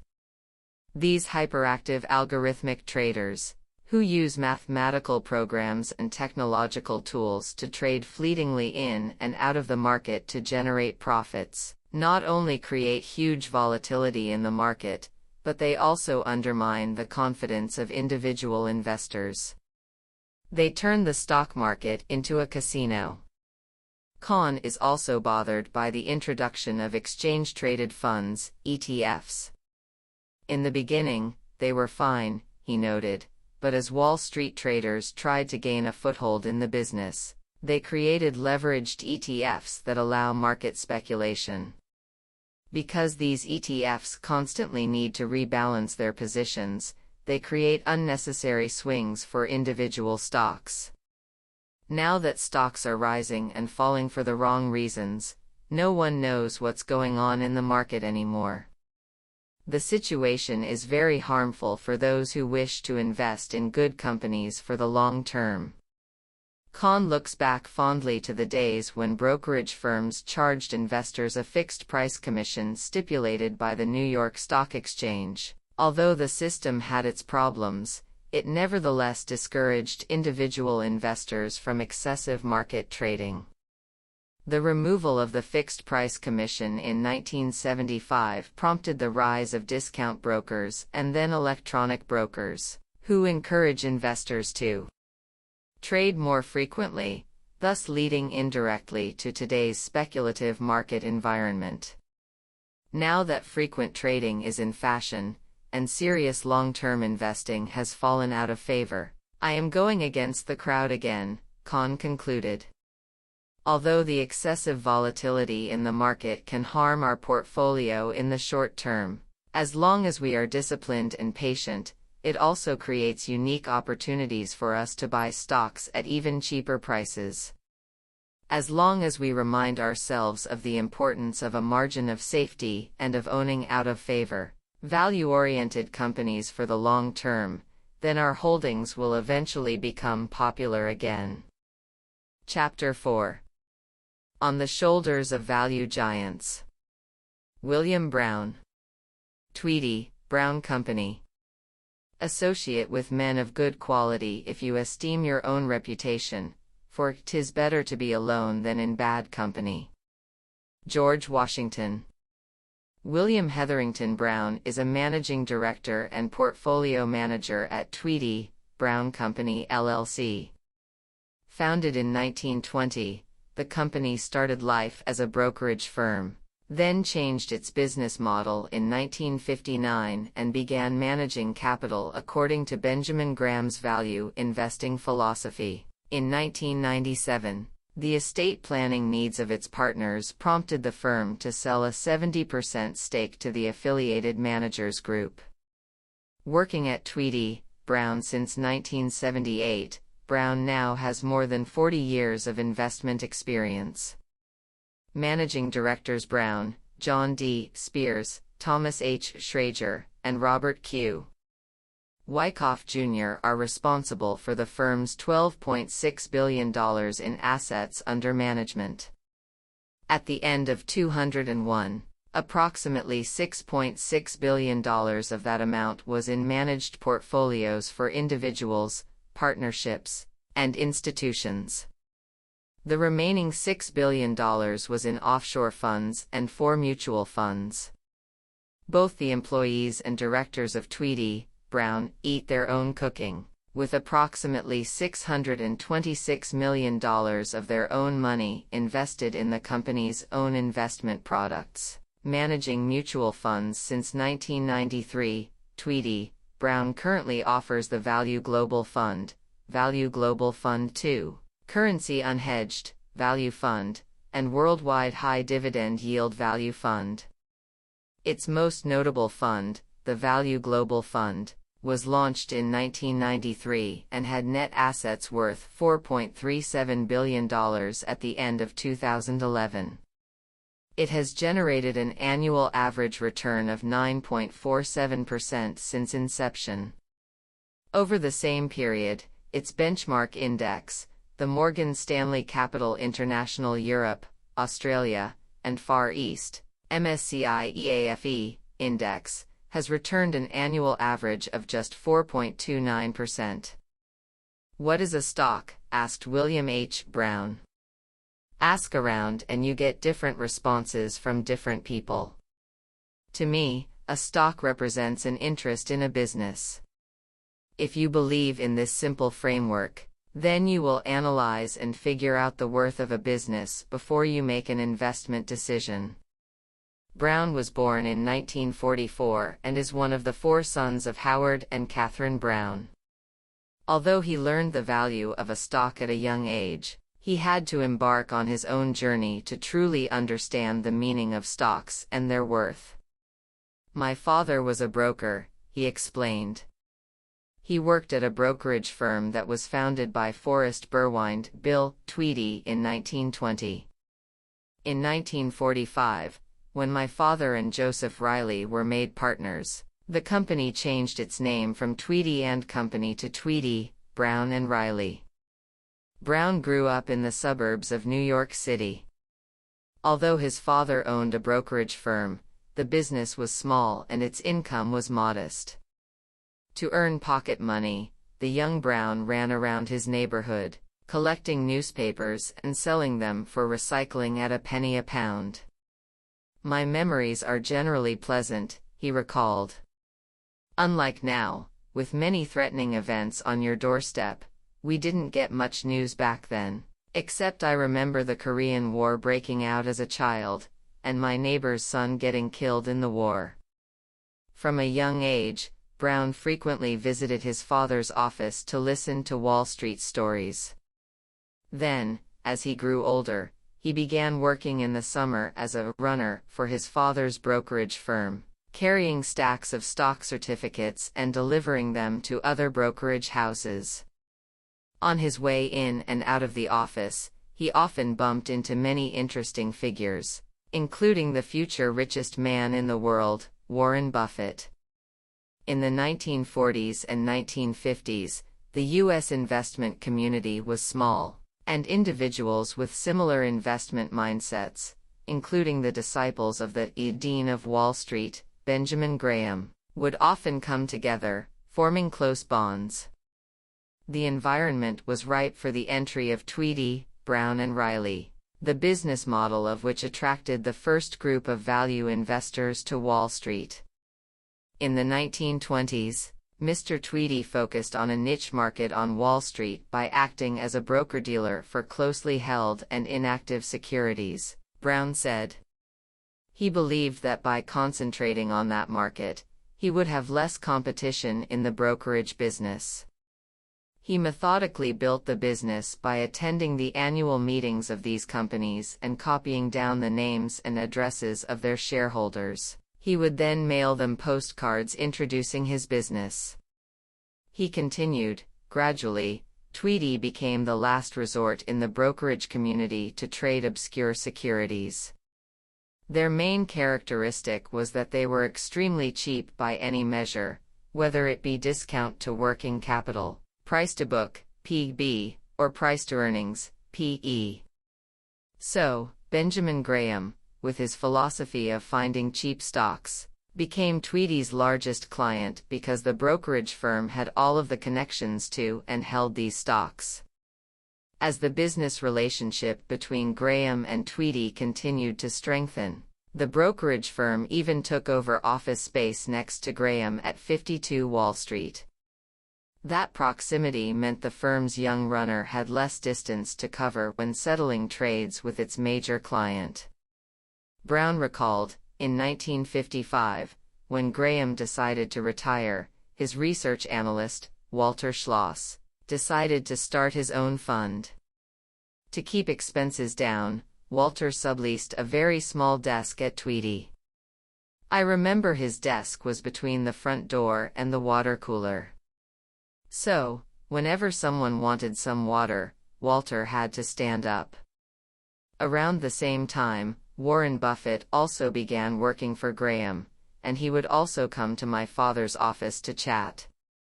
In fact, when Warren acquired Berkshire Hathaway in the late 1960s, my father was the broker who carried out most of the trades.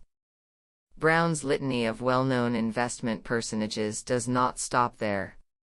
He explained that another student of Graham's, Thomas Knapp, came to Tweedy around this time with an idea that altered the firm's business model for good. He told my father and Riley that the brokerage firm was sitting on some marvelous assets and had an excellent network to gather cheap stocks. Instead of being a pure broker, he said, the firm should gather some capital and start investing. Because the firm didn't have any theoretical investment framework to begin with, Tom brought his expertise. That was a watershed moment for the firm in 1959. When Riley retired in 1968, the firm changed its name to Tweedy, Brown and Knapp. Then, in the 1970s, when it registered as an investment advisor and began managing money for individuals and institutions, it became simply Tweedy, Brown. Brown capitalized on his indirect involvement with so many investment geniuses from a young age, by embracing one of his father's mottos: no one ever learned anything by talking. Indeed, Brown learned to listen and find out what investing really meant for these individuals. Despite such knowledge, however, he confessed that he initially had no intention of practicing value investing. He explained, I was in my early 20s, and I remember there was a big round table in the office, and there was one instance when I walked in and saw Warren Buffett, Charlie Munger, Tom Knapp, Walter Schloss, my father, and another Tweedy partner, Ed Anderson, sitting there and chatting. Because I was surrounded by all of these people who would talk value all day, the topic didn't really seem very exciting. Obviously, Brown changed his mind after experiencing other aspects of the investment world as he grew older. A valuable detour. Brown admitted that he certainly had no interest in investment as a young boy, unlike the young Warren Buffett, who began his investment career at the age of 11. Indeed, he found just hanging around or playing baseball to be more enjoyable pastimes. After graduating in 1967 from Colgate University in New York, where he studied political science, Brown joined the Peace Corps, spending 2.5 years in Ecuador working on projects to aid the poor. My future was predetermined after graduation, he explained.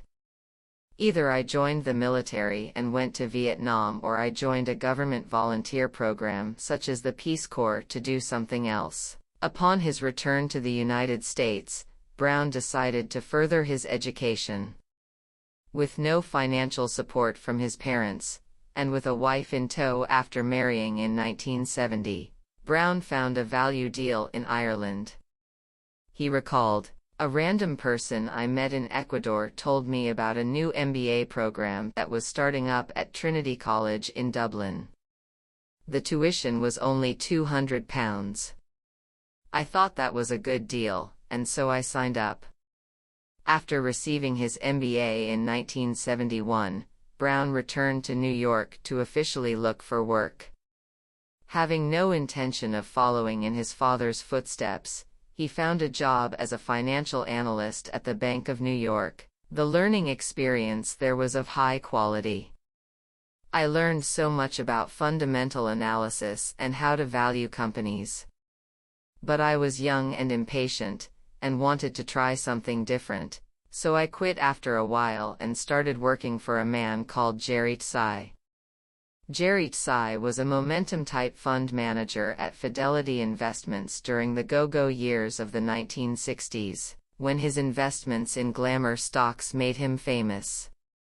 In 1965, he started his aggressive growth fund, the Manhattan Fund, which raised hundreds of millions of dollars. Brown recalled, "I was following him, wherever he went, and I had no clue how he picked stocks. The job was quite a poor fit for me because his way was completely nonsensical to me, and is the complete antithesis of what I do today." It was then that I started visiting Tweedy, Brown during my lunch hour and listening to people discussing their investment ideas, and the idea of value investing began to make more sense to me. Leaving Psy, Brown found another analyst job at Drexel Burnham Lambert, an investment bank that specialized in startups and distressed companies. It later became infamous for its activities in the junk bond market.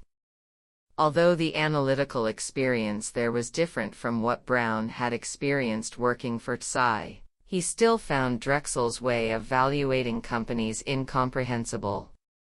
In 1978, at the age of 34, Brown finally decided to stop exploring other parts of the investment world and joined the value camp by accepting a position at Tweedy, Brown. He first oversaw the trading and brokerage part of the business, as his father, Howard, was retiring, and then gradually took on a more analytical role in portfolio management. Brown eventually became a partner in 1983. Statistics and beyond. Practicing Benjamin Graham's principles at Tweedy, Brown in the 1970s, the investment team focused on finding nets, which are stocks that sell below their working capital. Brown explained, Graham's approach was statistical.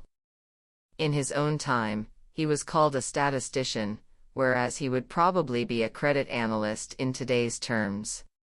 His idea of value was simply a stock that met his statistical criteria, such as a stock trading at 2/3 its working capital or liquidation value. An expert in this strategy is a man we have already met in this book, Walter Schloss. "I have known Walter almost all my life," Brown said. "He is such a unique investor because he used only value line for his investment research. It is unbelievable that he applied the same strategy for almost half a century and outperformed the market consistently." Brown recalled that identifying net stocks was hard work in the early days, similar to Walter. One of our partners, Edward Anderson, who joined in 1968 and is now retired, tracked down every single stock in the National Stock Summary and Polk's Bank Directory, which were like the yellow pages for stocks, and would then look for value picks that provided a good margin of safety. With the introduction of computers, however, these net stocks became harder to find because the investment industry became more competitive, and these stocks provided a lesser margin of safety because more investors were finding them. Entering the 1980s, the investment valuation model began to change. The rise of leveraged buyout, LBO, investment companies, which took on huge amounts of debt to take over businesses, took the concept of a value to the next level. These LBO investors, who are basically the same as private equity investors today, looked for companies that had a sustainable income stream, no debt, and fair P/E multiples, Brown explained. Although they took on a huge amount of debt to buy out these companies, because their businesses had a predictable cash flow, they could eventually pay off the debt and generate good returns. As Tweedy had a library of undervalued securities that fit their criteria, many famous LBO investors of the day came to the company looking for cheap businesses to buy. He recalled, "Our team sat down with them, listened to their strategy, and learned about their valuation model.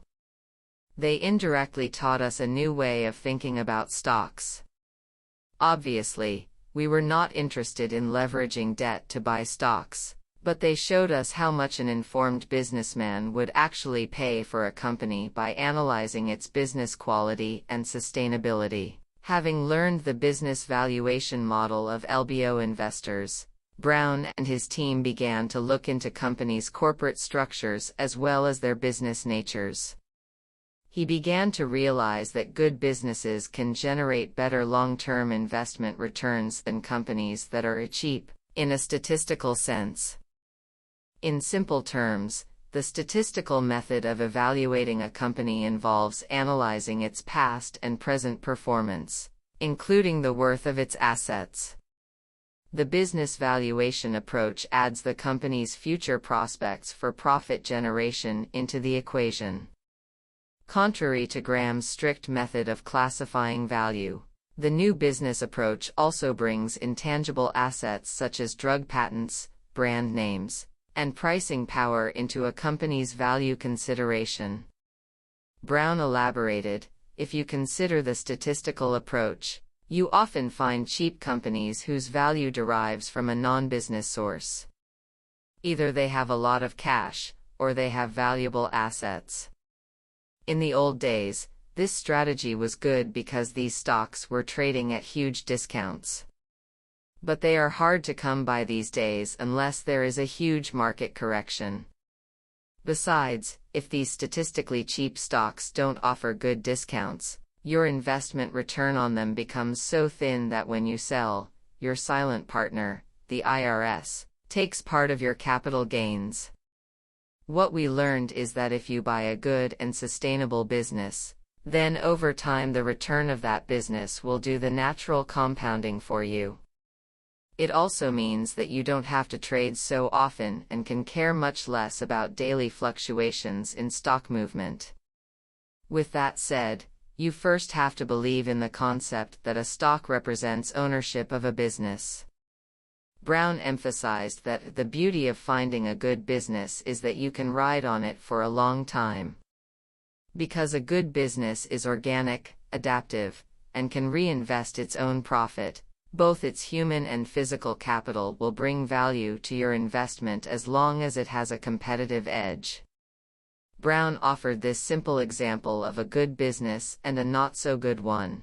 If you are in a business selling white paper for $1 a pound, and your competitor sells it for a little less, I am probably going to do business with your competitor. But if you are selling me a glass of Johnnie Walker whiskey for $1, and your competitor sells a glass of Uncle Joe's whiskey for a little less, I am probably still going to buy the Johnnie Walker. Statistically speaking, if the stock of the paper company is selling below its working capital, in the old days we would have bought it if the discount was good enough. But today, we would rather pay a fair value for the Johnnie Walker business than the paper company because it has a competitive edge over the long term. As Warren Buffett says, it is better to buy a good business at a fair price than a fair business at a good price. Setting a global standard.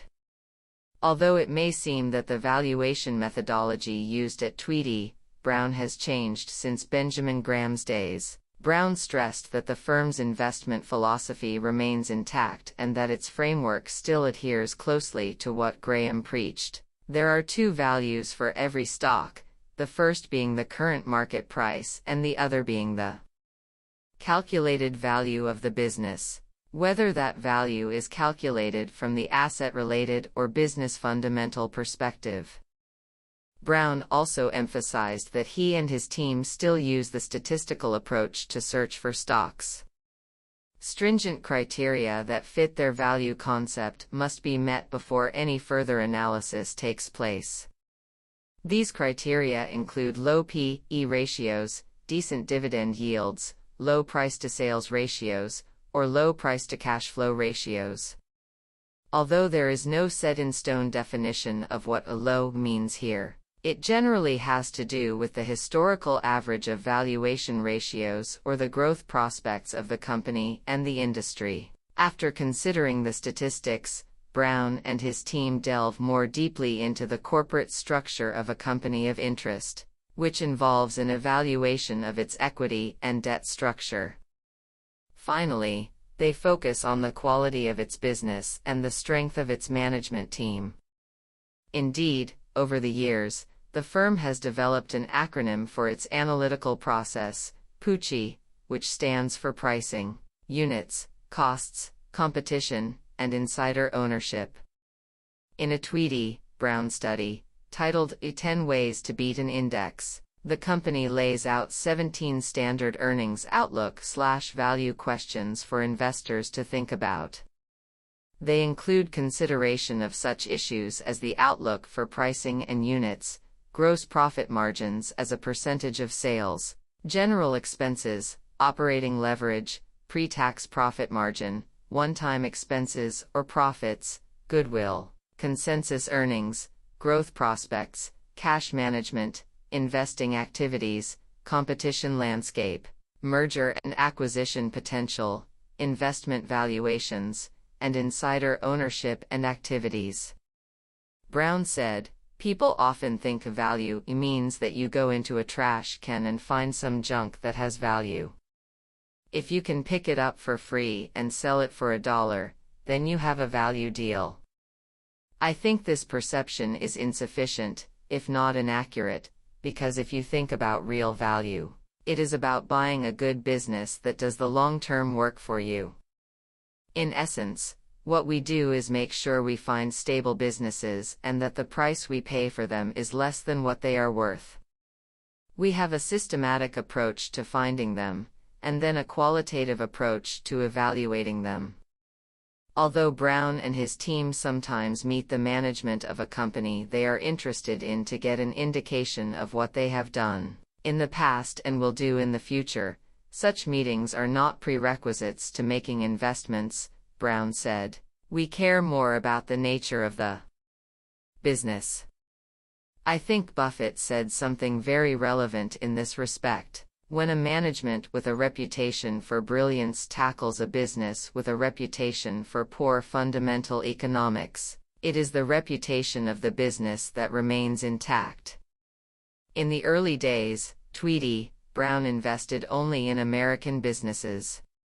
Around the mid-1980s, however, Brown and his team began to formulate the idea of investing globally.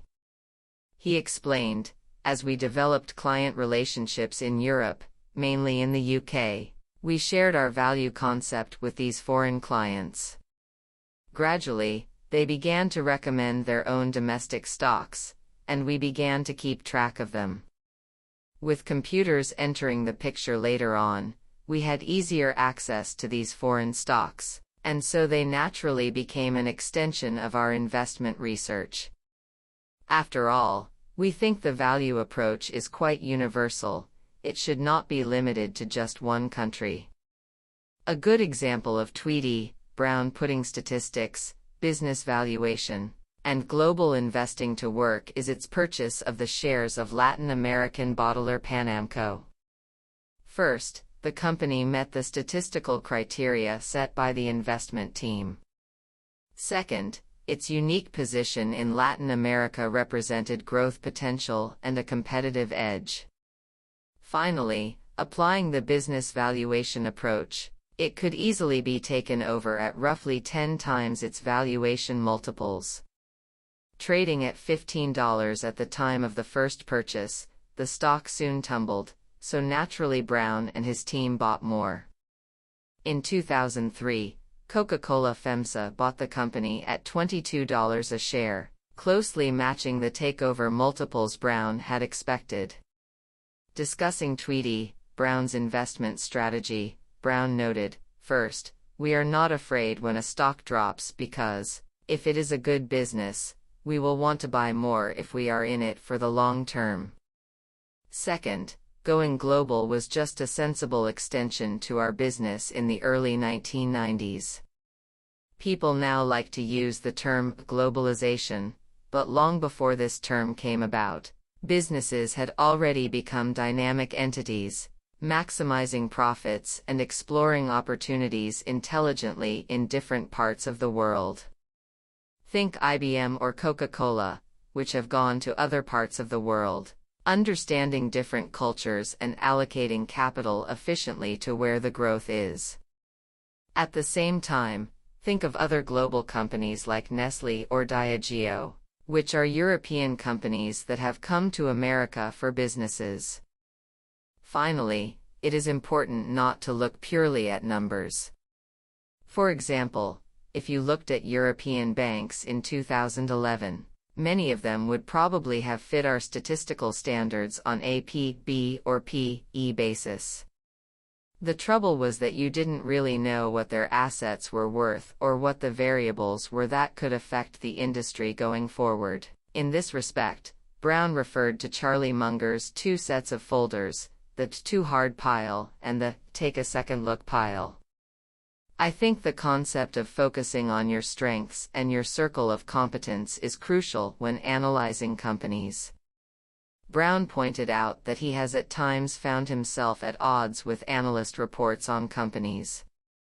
When analysts suggest that they do not like a company in the next 6 months or that it has no short-term catalysts, but presents attractive opportunities for the long term, they are technically timing the market. Instead of trying to outsmart the market or time it, however, investing should be based on sound, objective reasons. After all, in 10 Ways to Beat an Index, Tweedy, Brown presents empirical evidence to show that 80 to 90% of investment returns have occurred in spurts that amount to 2 to 7% of the total length of the holding period. The rest of the time, stocks' returns have been small. The social science of investing. Brown believes that investing is not a natural science, but a social science. Investing is driven by people, and people are not rational most of the time.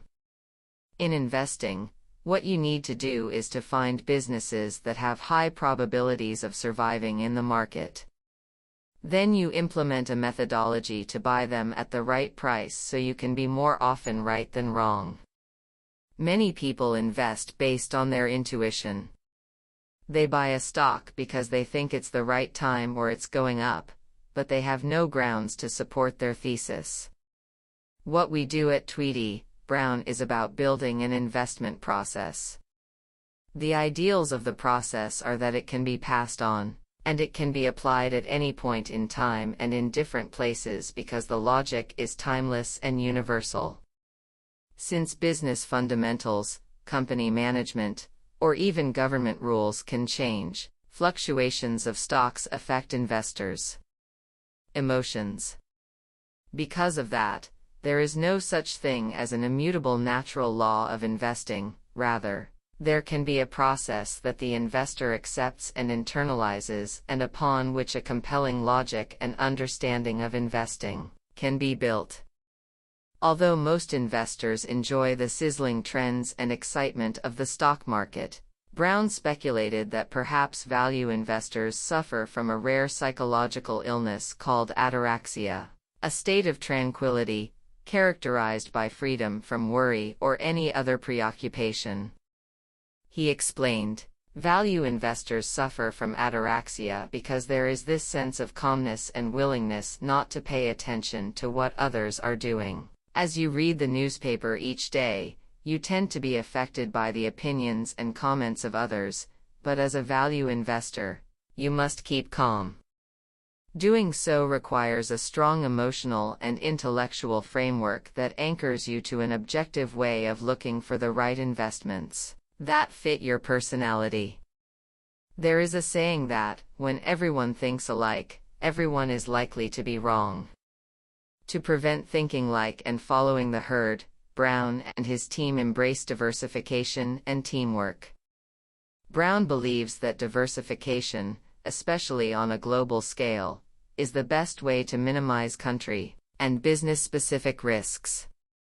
Unlike some investors who prefer a concentrated portfolio, he and his team prefer to convey to investors the message that nothing in the future can be certain.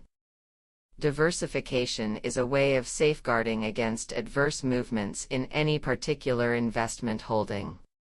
Some investors ask us why we would rather diversify into our 25th stock rather than put that money into our 10 best holdings, Brown said.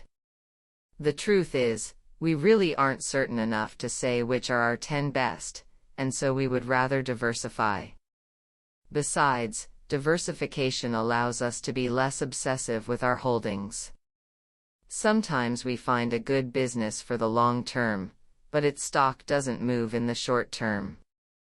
If an investor is too concentrated on a portfolio, he or she might overemphasize a particular position, making silly buy and sell decisions by focusing too much on the stock price and not on the business. With diversification, we can reduce such anxiety. In value investing, there is the danger of what is known as the value trap, which occurs when a beaten-down stock is mistaken for a value stock. When a value investor applies the statistical approach to finding bargains in the stock market, value traps often appear on his or her radar. To prevent falling into these traps, open discussion within the investment team is important. Brown elaborated, "We have at least 13 to 14 analysts constantly looking for investment ideas. Each of our analysts has a different dimension to his or her background that allows us to look at different companies in different countries. Although we all share the same investment philosophy, we don't think alike, so when an idea comes up, we all sit down as a team and discuss it openly and critically." Playing devil's advocate during brainstorming sessions not only allows the team to avoid value traps, but also prevents groupthink. We try to be as objective as possible, and our team members can voice their concerns openly. That's how we learn and improve. Also, we try to be fair to everyone. If one analyst comes up with 6 ideas this year and another only 2, that doesn't necessarily mean one is making more money than the other. We understand that industries go through cycles. What is important is that every analyst is well prepared because value may favor his or her sector at any time. Indeed, when a good stock idea does come up, the 4 managing directors, including Brown, hold an open vote before any buying takes place. Hypothetically, if it was a split vote, "I would actually wonder why we had gone this far," Brown said. "It's not like a blackball voting system, where one says yes and one says no. If an opinion is split, it is usually because some of us wish to get the stock at a cheaper price, or there is another investment alternative." The whole exercise is meant to encourage open discussion and to make sure we have a process, rather than buying stocks based on our intuition. The market ahead. A value investor with a disciplined schedule, Brown wakes up each day at 5:30 a.m. After checking the latest news on his Bloomberg machine, he heads to the office at around 7:15 a.m. Leaving the office after the stock market closes at 4 p.m., he heads to the gym and exercises for an hour and a half before returning home. When the Asian market opens around 8 p.m., he occasionally calls his Asian affiliates to brainstorm ideas. For Brown, keeping the passion for investing alive means keeping an active mind while learning about the world through business analysis. What displeases him about the market is the way in which the world is changing in the name of technology. He explained, "The most incomprehensible time in my career thus far was the internet bubble. The whole thing was nothing but airballs and promotions. That was a stressful time because all of the good businesses we liked were left behind, and anything related to the internet went up every day." One investor wrote to us and said, "Elvis Presley is dead. Wake up and face reality." Obviously, our investment model was proven right when internet stocks eventually collapsed. In addition to the internet boom, there is another technological advance in the stock market that also worries Brown. The introduction of high-frequency trading and ETFs, exchange-traded funds, are making excuses in the market, he said. People say they bring more liquidity into the market and improve the spreads of stocks. Well, we can have a long debate on that because to what degree liquidity and spreads are good for investors is subjective. Brown believes that the problem lies in the way these financial products create inherent volatility in the market, which undermines its essential purpose, serving as a channel for capital allocation and a saving mechanism for investors. He continued, people in general are wired to be emotional and are not objective. When the market fluctuates so much in the name of liquidity and technological improvement, people panic. And what progress do we really see when many homes are taken away and savings are wiped out by these financial products? Besides, stock exchanges are now public companies, serving in the best interests of their shareholders. Their goal is to cooperate with institutions to promote products that require active trading. When an institution has to rebalance its ETF stock positions every day, commissions are generated. That means we see more trading and speculation even on good stocks, which fundamentally contravenes what people should be doing and how the market is supposed to serve us. A discussion of the need for integrity and a more honest system on Wall Street inevitably calls to mind one highly respected figure, Walter Schloss. Walter is my role model, Brown said. First, he never came close to any unclean dealings. Second, when he was managing his fund, he was well aware of his responsibility to investors, and so he protected them by keeping a focused strategy and not trying to lose money. When my father shared an office with him, I remember him once saying, "If you ever have an argument with Walter Schloss, you are wrong because the man is packed with integrity." People like him are in short supply these days. Standing on the shoulders of value giants throughout his life, Brown has certainly learned the do's and don'ts of the stock market. No matter how the market will change in the future, the value philosophy will always serve as his last line of defense, not only as an investor but also as a person. Brown will also continue to adhere to another of his father's mottos: friends and clients may forgive you for the silly mistakes you make in the stock market, but never for a dishonest mistake.